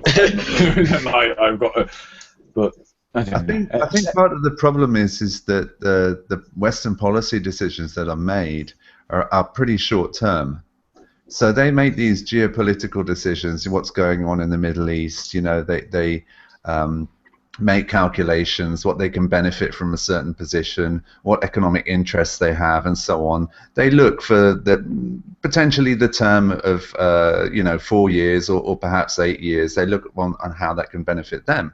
But they're not going to look at the creeping refugee situation. They're not going to, or if they are, they're not going to prioritize that. There might be some civil servant somewhere who will put a report on somebody's desk who's low level, and they'll say, oh yes, and this will cost us, I don't know, £5 million when we'll have to set up refugee camps or soup kitchens, or I don't know, or provide additional housing. But that nobody's going to take any notice of that. So it's about priorities, and it's about Western policy, because Western policy is primarily deciding the rules of the global international system. I mean, it seems pretty obvious to me. It's not an easy debate, though. That's the problem. You can't explain this to the general public in a way that they can really take something away from it, in a way that they can say, okay, that's right, well, let's do this then, because there is no one this that you actually do. Well, Western and Chinese and Russian policy, but yeah. I think we kind of have to accept on this Hangout sometimes that we're going to be like, actually, we can say things, but we don't necessarily know answers. Otherwise, we would possibly be slightly influential. Yeah. Well, I think they actually have the answers, but they don't actually. They don't want to explore them because they don't believe it's actually worth doing that. I don't think that the powers that be think that they can win elections by looking at the long view. I think that they tend to take a short-term. I was going to say on the subject of asylum seekers as well. I think, to the best of my knowledge, the general public in surveys tend to generally overestimate how many asylum seekers the UK actually takes in. It's nothing like as many as they think. So much like with the rest of immigration, there's this huge kind of sensationalising of the issue that actually we're not taking in anything like as many asylum seekers as a lot of people have been led to believe, presumably by the media. Who seem to think we're just opening the doors to everyone and letting loads of people come in and just drain all the resources. And in actual fact, it's nothing like as many as the general public seem to think. So. What I hear a lot is the idea, not so much that they're overestimating how many come to the UK, and they are, but underestimating how much of a burden the rest of Europe is taking. Yeah. Which is why I made my previous video, which I said was it wasn't that great, but whatever. A lot of people I've spoken to are saying, why don't asylum seekers go to other countries in Europe? Why are they all coming to the UK? That's what they overestimate or underestimate. They underestimate the involvement of Europe. Yes. And I think if you can explain to people that actually we are 16th in the number of asylum claims, I think, per population. So, big countries we think should take on more burden. We're one of the bigger countries. actually, we're not pulling our weight in Europe. Yeah. I think that's part of the problem, because people are. I think if it was actually all asylum seekers were coming to the UK, you would go, well, why not the rest of Europe? But the point is, actually, a lot of asylum seekers are going to the rest of Europe. Yeah, that's the thing. Yeah, they don't realize. I think they think everyone's just coming to the UK, and all the other countries aren't actually letting anyone in. But yeah, actually, the UK. Did you say 16th? Did you say? 16th per population. So you work. Yeah. Hang on, let me get the article up so I make sure I'm not saying completely wrong things. So you've got one thing, like you get a raw number of claims, which can look quite high. So number of first-time asylum claims, January to March 2015. Germany, 73,000. Hungary, 32,000. United Kingdom is 7th at 7,335. Right. Okay. The percentage of EU asylum claims, same period, Jan-Mar 2015, is 4% for the UK. So we're getting 4% of the EU asylum claims. What I'm talking about is first-time asylum claims per million inhabitants, January to March 2015. So this is just claims, not necessarily accepted. Right. United Kingdom is 17th on that list. Yeah. This is what I'm talking about, like per population, and the population of the UK is one of the biggest in the EU. Yeah. We are not actually receiving that many claims. Yeah. Because the countries that are above us, Hungary, Sweden, okay, Sweden's higher geographically, Austria, closer, Germany, closer, Malta, closer, Cyprus, closer. Yeah, they're all closer, apart from Ireland. Ireland has slightly more than us, 136 per million, and they're geographically further away, but, varies. So the ones which are, the countries which are receiving more asylum claims are also the ones which are geographically closer. As you'd kind of expect. Yeah. You're an asylum seeker who really wants to go the distance. The only difference is Sweden. The only difference is Sweden, because Sweden is actually quite asylum friendly, apart from the fact that one of the highest polling parties now is actually very anti-immigration, anti-asylum. But yeah. That's the thing. Actually, it is just, again, like this media sensationalizing of things, like we were talking about migrant workers before. It's this idea that, the UK is, I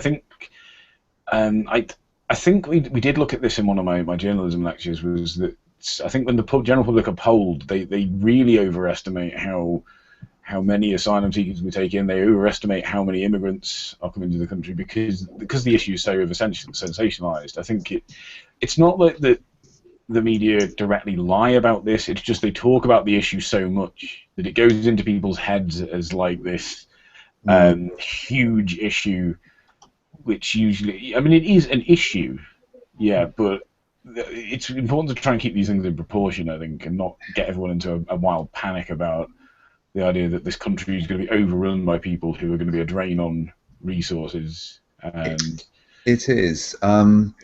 I was going to say one thing about this topic, though. I'm actually living in a country where, I'm actually on the route to the UK, let's just say, as far as the asylum seekers or migrants, or however you want to call them, are concerned.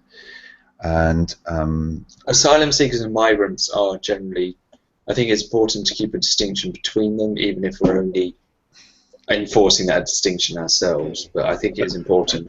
Yeah, the point is we don't know. Yeah, we don't know which are which unless we actually speak to the individuals. But the point I'm trying to make here is that actually, Andy, there are quite a few more coming your way, and oh no. Yes, how terrible. We will be snowed under, but it is actually quite shocking, and I don't mean shocking in terms of countries being overflown with dreadful foreigners. I mean the sheer numbers of people who obviously have found themselves in a situation where they're so desperate they've had to flee their countries. and there are waves on their way towards Western Europe. And I mean, I can give you an example. A few days ago, when I was going past in public transport in the city in which I live, there's one park, and there must have been about maybe 700 or 800 migrants, asylum seekers. I'm just going to call them migrants from now on, because I don't want to, you know, say both of them at the same time. So there were, say, I don't know, say 800, and up until now, over the last 6 months, we've seen sort of like dribs and drabs and sort of more appearing, but I've never seen so many together in one place. And it's, you know, they're coming towards, they're headed towards Hungary, and then from Hungary they head in the direction of France. And from France, and I'm not saying all of them, of course, you know, they peel off in different directions. God, the way I'm describing it is if it's some kind of disease or something, you know, like I'm talking about it in a bad way. I'm not. But I think it's also important, and not to, when we're talking about overstating something, it's probably important not to understate it, because if there is an influx, again to use one of those words that are kind of emotionally loaded, it becomes much more difficult to defend the previous position once the evidence is out that there are more migrants than we were previously saying that there were. My concern isn't so much with the numbers, because I think it is a serious problem. Like, it's an infrastructure problem to deal with a number of people approaching an area. What I am concerned about is the fact that people underestimate the distribution across the EU. That worries me, because that's the crux of a lot of people's concerns. Why isn't Europe doing its bit? Well, it is. So that's kind of that's what I want to deal with. Not to underestimate the number of asylum seekers, but to point out the fact that actually a number are distributed across Europe, and we're not doing our bit. Obviously, it's going to cause problems. As I was saying earlier, I think you have to accept that asylum seekers are going to not be economically beneficial. You just have to accept that. The point is, it's a humanitarian action. Yes. And because I would support, actually, if someone said we'll take money out of the foreign aid budget to do this, to help asylum seekers, I actually wouldn't oppose them. I don't know whether that's necessarily an economically clever idea, I don't know, but that's my gut reaction. Because it is a form of humanitarian aid. And obviously asylum seekers then can become integrated into the workforce, etc., etc., etc. But I think you have to accept that you will make an economic loss. Yeah. I don't think there's any point trying to frame the argument to appeal to people's selfishness, like you say. It's like, you've got to say, look, this is, you can only appeal to people's empathy when you're talking about something like asylum seekers, like you say. With migrant workers, you can sort of try and appeal to people's selfishness a bit. You can say, look, this is there's certain ways you can say, oh, look, immigration might actually help, you know, our economy in some ways. It can depend on country to country, but you can sometimes say to people, look, it might actually improve things if we had stronger ties with Europe or whatever, or if we have, you know, means we can do certain business deals that we wouldn't otherwise be able to do or whatever. But yeah, with the asylum seekers, you know, there's no point trying to convince people who don't have empathy to to support asylum seekers. You need to convince the people with empathy who and not waste any time on the people who lack it, I think. You know, when I see the way that we are sort of like implementing these policies to try to keep them out, in inverted commas. I mean, I don't know if you guys have seen the news reports. Is it around Calais and so on, and the building of fences and all that kind of shocking stuff? I mean, it's ridiculous. It's kind of like you know, you like have some kind of a leaky plug and you're using your fingers to try. I mean, does it occur to people that maybe perhaps you should sort of turn off the tap? It more strikes me. Have you ever seen the mentality strikes me as DayZ, when you've got zombies attacking Tel Aviv. It strikes me that's the mentality people have, that they're attacking, we need to build bigger and bigger walls. Yeah. You're not understanding the situation if you're conceptualizing it in a way that you think walls will stop it. Yeah. What was I going to say? Just have a look at this link you've posted here. Well, basically, in the southeast of Europe, the former Yugoslavia, Macedonia, which is the southernmost former Yugoslav country, they've taken in recently, I think, about 2,000 refugees or migrants, and they're basically headed up to Serbia, and then they're headed towards Hungary, and then they will go off to Europe basically after that. And it's it's like I said, there are basically more migrants coming this way, and it's just something has to be done about the prevention side. Plugging is now it's too late. I just don't know what more to say about it, to be honest with you. It's just a tragic situation for them. I really feel for these people. I think the problem is the intervention side is incredibly complicated. It's quite difficult for us to cover in a hangout without a lot of knowledge of global politics, essentially. Which I think is a detriment to how the media presents it and how we understand it. Even us on this group who try and understand things don't really know. So Well, just had a look at that link you posted there. I've had a look at both of these links. But yeah, tear gas and razor wire. Blimey. This is Macedonia. Yeah. Which they're pretty brutal about it. Yeah. I mean, to be completely clear, the former Yugoslavia actually has quite a lot of refugees and displaced persons living within the borders, as it is.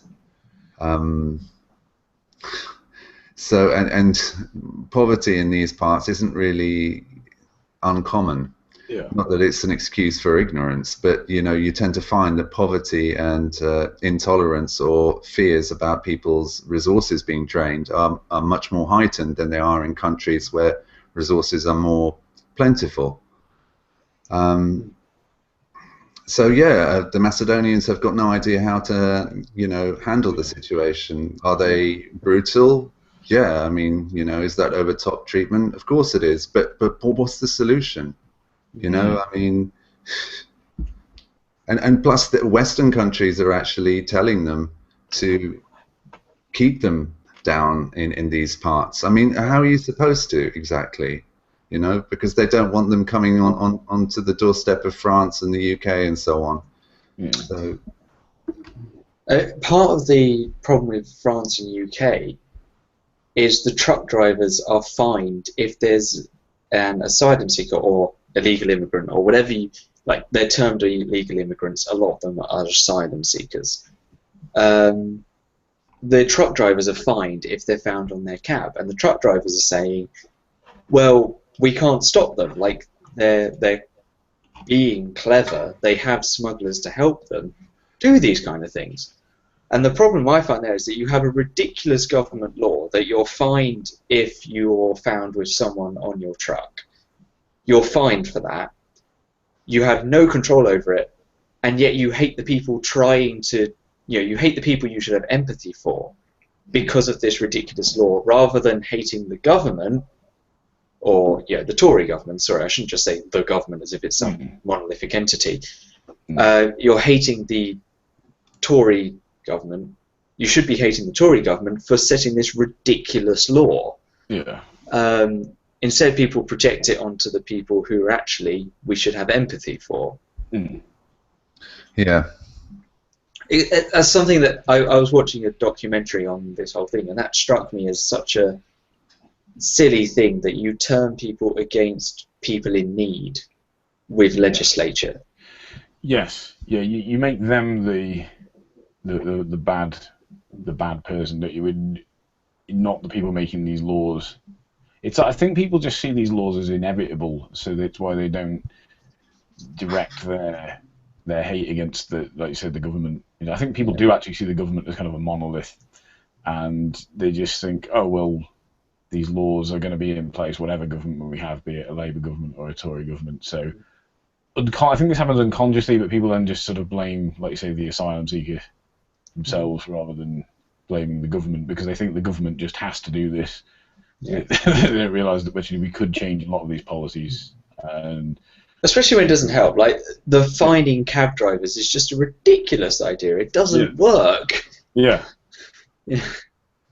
As with all things, like, sometimes I have a bit of truck for things which perhaps aren't the most humanistic or empathetic if they would work. But when it's both not pragmatic and not nice, why are you doing it? It's just sadistic at that point. Yeah. Liberty Report. Hello.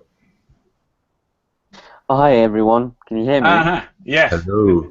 Hello, so sorry. What happened was I kind of fell asleep during the day because it was really warm, and I slept through everything. So sorry. Not to worry. Not to worry. We've been going over. Obviously, we've gone over Corbyn and immigration. We've talked a little bit about how a fair bit about how the sort of smear campaign that's going on with rags like the Daily Mail and Corbyn. They're trying to find scrape up anything and everything they can to tar and feather him, including things like he eats cold baked beans directly from the tin. He once quipped about an asteroid destroying humanity. He said he wanted an asteroid to destroy humanity. Oh dear. What's your thoughts on that, Sage? Well, it's been quite terrible. On my side of things, I try to avoid reading the Daily Mail because it's quite an annoying rag to read if you're not a white person. But the fact is, I've been reading The Guardian, and they've been quite horrible.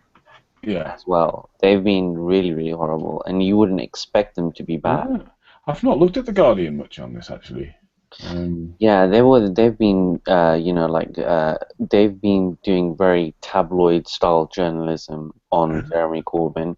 There've been one or two people like Owen Jones who've been in support, but most of the the reporters have just full on gone to war on Jeremy Corbyn. They've just been very, very anti-Jeremy Corbyn, promoting the very unsubstantiated anti-Semitism claims in a deceptive way, and not in a giving it a fair reading, just being very he's an anti-Semite. On top of the whole, they've been going, his economic plan doesn't work, and they also didn't support him. They supported a completely different candidate as well, and their bias has been very clear. So much so that most people who don't really say, the media is biased, actually have been saying that the reporting in The Guardian has been so anti-Jeremy Corbyn. Everything from his economic plan is completely ridiculous to the people who support Jeremy Corbyn are they're crazy, and they don't really they shout down anyone who disagrees with them, even though I don't think that's the case with most people. But that's sort of what it's been like. Even the left, what you'd consider classically left-leaning newspapers, have been unbelievably anti-Jeremy Corbyn. It's ridiculous. I can believe that supporters of Corbyn would be suppressive to other people's views. I can believe that. It's not necessarily a reflection on Corbyn himself, but I just, that is entirely possible as far as I'm concerned. I don't know whether it's necessarily true, but my experience of how social media works, essentially, I would not be surprised if it's the case that people are actually suppressing anti-Corbyn views in that way. But yeah, it's been a little bit more than that. I agree with you that that is true. A lot of people online, when there's someone that they disagree with, they can be quite rude to them. But I don't think that that's the vast majority, though. That's just from what I can understand. Obviously, you know. It is a bit worrying that even a left-leaning paper would be quite biased in the way that they report things. Yeah. Yeah, that's one of the more worrying things. Like even like you'd expect them, if even if they don't agree, that they would at the very least be a bit fair. If you know what I'm saying, that they would give it a fair hearing rather than just like pretty much like 80% of their articles. If you go online even now, 80% of their articles are very anti-Jeremy Corbyn, which is both funny, but at the same time it's kind of troubling that you know they wouldn't be fair, and they're like the bias is obvious. Same with Channel 4 News as well. Have any of you discussed what Channel 4 News has been up to? I watched their recent video where journalist is interviewing him about this association he's supposedly had with this anti-Semitic individual, and I just noticed at the end she kept saying to him, "Oh, so this was a misjudgment. So this was a misjudgment." Yeah. I understand why he doesn't want to admit that it was a misjudgment to have associated with this guy, because that's not the sort of thing you do when you're trying to present yourself as a person of good judgment. But yeah, so as I understand it, the association he had with this guy was more pro-Palestinian rights, and he never really did. He said the only money he would ever have donated to this guy would have been putting a couple of coppers in the collection bucket at a meeting. Yeah. And yeah, but apparently this guy who runs this pro-Palestinian group also is actually an anti-Semite, and apparently Corbyn used to associate with him, but at the time he didn't know he was an anti-Semite. I think what the story was is that they were part of a larger Palestinian solidarity group. Yeah. And that's where they kind of like came together under this umbrella group. But I'm not, you know, these arguments about Corbyn and that guy, I think he's called Aysin or something like that. I actually did a video about it, so I should know. It's a bit embarrassing. They're just, it's muckraking basically. They're trying to associate this man's views with Corbyn, and it's plain smear tactics as far as I'm concerned. Yeah, I actually heard that, you know, Dear Yassin Remembered, which is actually the name of this organization. When it was initially created, a lot of Jewish people were part of it as well. You know, like pro-Palestinian Jewish people. And once this guy came along and he showed that he was a Holocaust denier and anti-Semite, they left. So from a certain point of view, I can see how, you know, if you join the group and you're like, oh, okay, this is for a single purpose, as in to actually remember the Deir Yassin massacre, he went from that to actually, like, someone joined and then he was like really anti-Semitic and a Holocaust denier, and then people left. Like, you know, people don't really want to advertise the fact that, you know, someone joined the group that totally ruined it and then people had to leave. I don't think that's something that I want to advertise. I can see being in a similar situation. Couldn't any of you guys, where you're part of a group and then suddenly it turns out that those groups are ridiculously bigoted, and then you have to leave that said group? Yeah. Yeah, I mean, of course. I mean, you could go on some protest, right? And let's say that you're a moderate leftist, and you have some Stalinist sort of subsect that's actually part of the larger group that's part of the protest, and you might have spoken to some guy, maybe not even realizing that you know that he was a Stalinist that thinks that people that disagree with him should be murdered, or I don't know, whatever the hell it is. I mean, that's hardly your fault, is it, really? Yeah. Yeah. Yeah. Well, I've had this like, even on YouTube. I mean, I've been subscribed to certain people in the past because I found some of their videos agreeable, But as I watch more and more, sometimes I start to find other views coming out that I really don't find agreeable, and it gets to a point where I just can't justify being subscribed to these people anymore. I just think it's time to disassociate myself from this person. I think, I mean, who hasn't been in a situation like that where they've had to disassociate themselves from someone because there was something they didn't know about them that has come to light?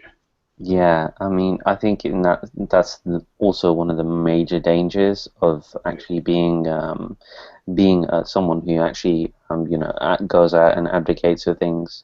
I think that's a real problem because and another thing I would say is the fact that he's willing to go out and meet with people from Hamas. And I'm not sure if you guys covered this, but he's actually willing to meet these people and try and negotiate with them. That's being smeared as him trying to he's in favor of Hamas, which is also worrying. I mean, I don't agree with Hamas. I think they're pretty their views are really messed up. They're kind of they're sort of like. They have the same sort of mentality towards Israelis as Israelis have towards them, as in they want to get rid of them completely, which I think is very bad because that's sort of like you can't really fight. You can't really, it's not really a positive thing wanting mass genocide on either side. I think we should. That's another one of those things where even with the IRA. The only way you ended it was by negotiating with them, and speaking to them and trying to come up with like a peace that way. And similarly, Hamas is extreme. They have a democratic mandate, even though they are an extremist group. I think they wouldn't really have support, really, to be honest, if like the international community was a bit more fair with the way they dealt with Palestine, the Israel-Palestine issue. It would then that extreme, because like the more moderate groups, they've tried and they failed because they've achieved nothing, and that's why people are more ended up going for this more crazy wing, democratically speaking. But yeah, I think at the end of the day, you're not really going to achieve anything unless you speak to them. And even if they are unsavory and their views are horrible, you have to include them in any sort of peace negotiations. If peace is your actual goal, if you want continued conflict, well then I guess there's not much we can do there, can we? But if you do actually want peace, and I think Jeremy Corbyn probably wants a peaceful two-state solution, then you're going to have to negotiate with these sort of people. Yeah. Yeah, you won't get any arguments from me. I mean, that's the way to come to a resolution to a long-lasting problem. I mean, your hands are tied, whether you want to sit down and negotiate with people or not. It comes to a stage where the casualty count is too high. So it's not even so much a matter of principle, it's just a matter of saving lives and a matter of common sense. The previous policy doesn't work. Okay, we'll have to try something new now. Yeah, I mean, very least. Yeah, that's kind of worrying. Has anyone else, have you guys spoken on anything that, regarding his, basically his more left-wing tendencies as well?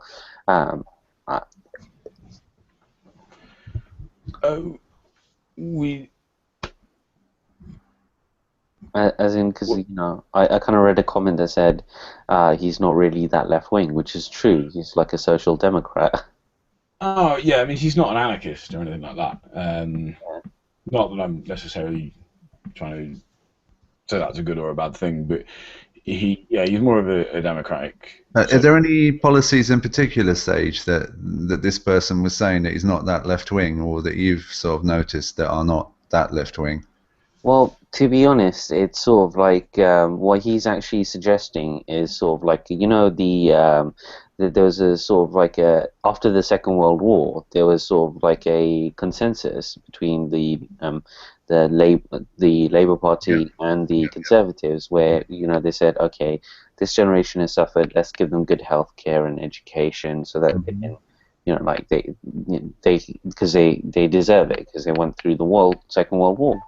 The population went through the Second World War. So that group of people, he's sort of like of that kind of, he's on that sort of level. He just wants to ensure that everyone's taken care of, and nothing more. He's not trying to abolish capitalism.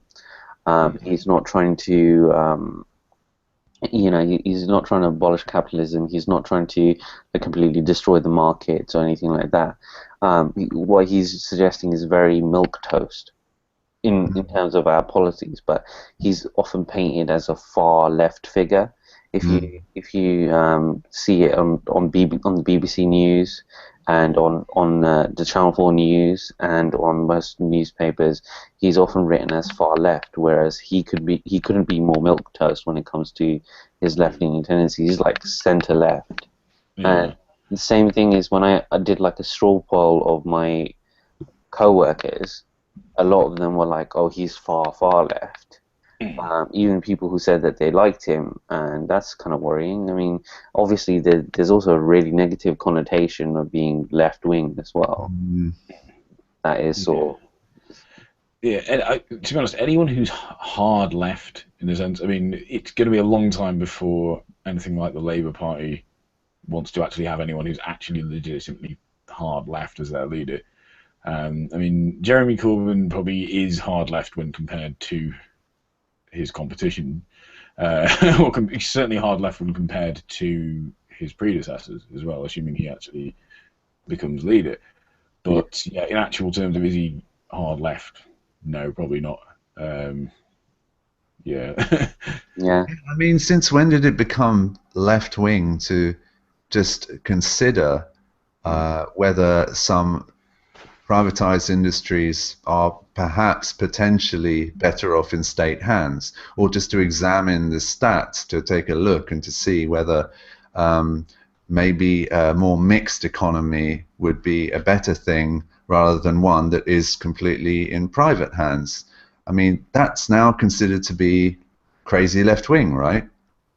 Yeah, yeah. I mean, and similar things with his ideas regarding the investment bank, which would actually directly stimulate the economy, as in he would like create an investment bank and then use that to start up companies that would create goods and services that we actually need and create like sort of like specialized manufacturing jobs. That's not very left wing. I mean, he's not trying to abolish capitalism there. He's trying to start companies. Yeah. And he's trying to use that to buy up, you know, buy up the utilities, buy up the rail services as well. But yeah, I mean, I completely agree with you. It's not very left wing. In the large sense, in the biggest sense of scales, he's no Stalin, anything like that. It's kind of crazy that people, like, you know, think that he's so far left. But that's due to like the Overton window. Have any of you guys discussed that before on the show? So you know, the Overton window is like basically there's this acceptable, there's an acceptable level of discussion in the mainstream news and mainstream print, and that's called the Overton window. And a very long time ago, I think, well, okay, the late 60s and 70s isn't really that long ago, but you know, there was a big meeting of all the really big, you know, like conservative, you know, the conservative-leaning group of people I think it was in Geneva, and they sort of decided, okay, how do we move the Overton window over to the right so that, you know, more left-wing discussions like you know, like public ownership of utilities and things like that are considered something that you know, you're a loon for even discussing. And so, you know, slowly over time they've moved the Overton window to the right, so there's the only acceptable acceptable sort of discussions are, you know, center to hard right. So, you know, instead of like, you know, more, you know, whenever someone says more things like, oh, let's, you know, nationalize the health, let's have a national health service or anything like that, they're considered a loon. Unless that's already part of the culture, and privatization is considered a positive thing, regardless of, you know, how effective it might be. Yeah, it's quite interesting to read up about it. The Overton window. You know, I suggest anyone watching this actually go and look that up properly. I'm not doing it justice right now.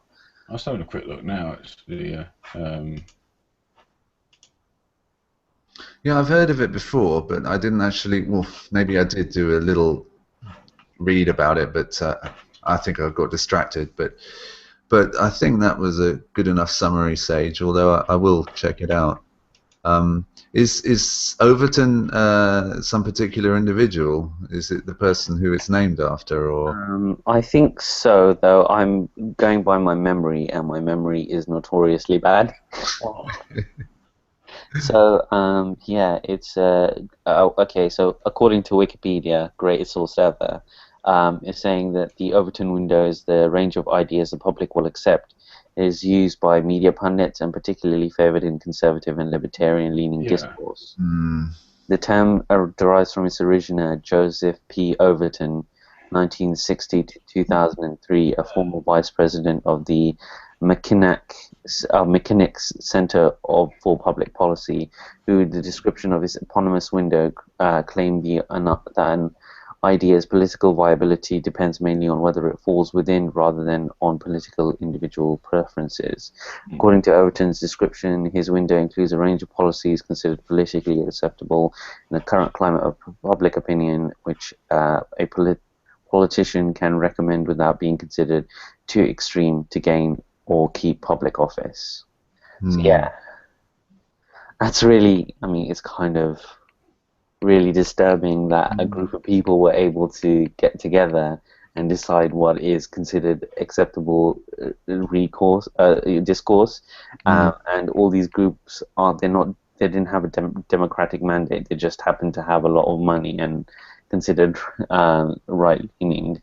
Yeah, apparently Glenn Beck has written a book called The Overton Window, apparently, according to Google. Anyway, yeah. Glenn Beck is really. I mean, have you ever heard like what's his face? Sorry, I'm forgetting his name, and I'm gonna get so much shit for doing this. Noam Chomsky. Yes, Noam Chomsky speak. Yeah, if you hear one of his speeches and then you go and hear what Glenn Beck says, you know, they're both sort of like, it's kind of crazy how. Glenn Beck seems to have watched, you know, Noam Chomsky's speeches and decided that I'm going to take these points and just like put a right-wing spin on them. So it's kind of hilarious to watch sometimes, because I've compared the two side by side. Like he's sort of like, he's taking all the things that Noam Chomsky says and just putting a right-leaning spin on them, which is hilarious to watch, but it's kind of disconcerting in a way as well, because it's like, I agree with Noam Chomsky, but I don't agree with Glenn Beck. This is kind of messing me up. That's interesting. Yeah, because you know, like, you know, the nephew of who's that big psychologist person who actually is responsible for creating public relations. The nephew of yeah, I think so. He's like sort of like responsible for creating the modern public relations industry, which is sort of like a new version of propaganda. And you know, Noam Chomsky does a whole riff on that. And then, you know, once he does the riff on that, and you listen to what Noam Chomsky has to say, and you listen to what Glenn Beck does, and it's like Glenn Beck is just cheating off of him, but he's saying he's peddling right-wing conspiracy theories. Yeah. It's like I don't know what is going on here. It's kind of like one of those situations. But yeah, I mean, I think I've taken us off topic a little bit. But, yeah, that's sort of like, it's kind of interesting thing to to observe, I guess. Yeah. Well, I was going to probably wrap the Hangout up in a couple of minutes. Sure. No problems. Has anyone got anything else they'd want to go over? No, I think that's about it. It's a pity I didn't get a little bit longer to have a little chin wag with Sage, but beauty sleep must come first, eh? Yeah, no probs. Yeah. Well, so we can always do another Hangout on this. Well, one of the reasons I've wanted to do a few more of these Hangouts is some people occasionally message me asking me to do videos about certain subjects. And a lot of the time there are other subjects I don't feel all that 100% confident tackling on my own. Or I just don't really have the time to prat about editing a video with. And I think sometimes it's good to maybe get Hangout going where we can discuss those. We can get a few different people contributing to the discussion, so it's not just me trying to figure these out for myself. Or some people might be a bit more knowledgeable in certain areas, and it's a little bit more straightforward to do than prattling about editing videos. So yeah, I think we could do a few. I'm quite happy to do a few more of these Hangouts if everyone's up for that in the future. Yeah, definitely. Yeah, cool. Yeah, cool. Well, great. Well, yeah, okay. Thank you, everyone, for joining us. Captain Meikle had to go, unfortunately. I think we lost King Farazan again. I think he had a very poor internet connection as well. But yes, thanks everyone for joining us. Thank you, Stage. Thank you, SJW101. Thank you to Captain Meikle, King Farazan. Yeah. Thank you to everyone for watching. I was going to say, I'm just going to go over what I said in the video I uploaded yesterday. I would like to try and diversify these UK politics hangouts a bit more, so it's not just men and straight people. I know we've got Sage, who's not white, but other than that, it tends to mostly be a lot of straight white men in these hangouts. I'm inclined to agree with you, by the way, and that's one of my bugbears about YouTube in general. I mean, not that you can work out who's necessarily white on YouTube, but the older sort of like male thing going on it's a little bit. Yeah. So I've jumped to the conclusion that you're white, by the way. Am I wrong? No, I think you could say that I'm white. I might not necessarily be white British, but you're white enough. But yeah, I mean, the ones I've done on vegetarianism, I've had a bit more of a diverse group. I've had some people who aren't cis, had some people who aren't men, people who aren't all white. I've managed to get a bit more of a diverse group. But the ones on you, it's just unfortunate. Most of the women, for example, that I've encountered on YouTube happen to be American, so there wouldn't be much use in a UK politics hangout. And I did ask for Manjin and Kim, who of course is non-binary, if they would like to join. Unfortunately, they had something on this evening, so they were unable to. But they've said they'd be up for doing a future hangout. So yes, I will be trying to get a bit more of a diverse panel, so we're not just hearing the views of certain demographics and psychographics, but we're getting a little bit more of everyone's opinion out there in future. So yes, thank you very much everyone for watching.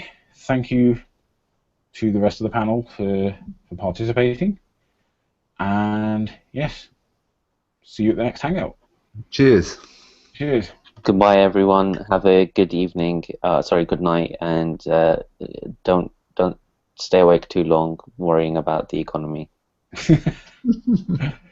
Bye everyone. Bye. Bye.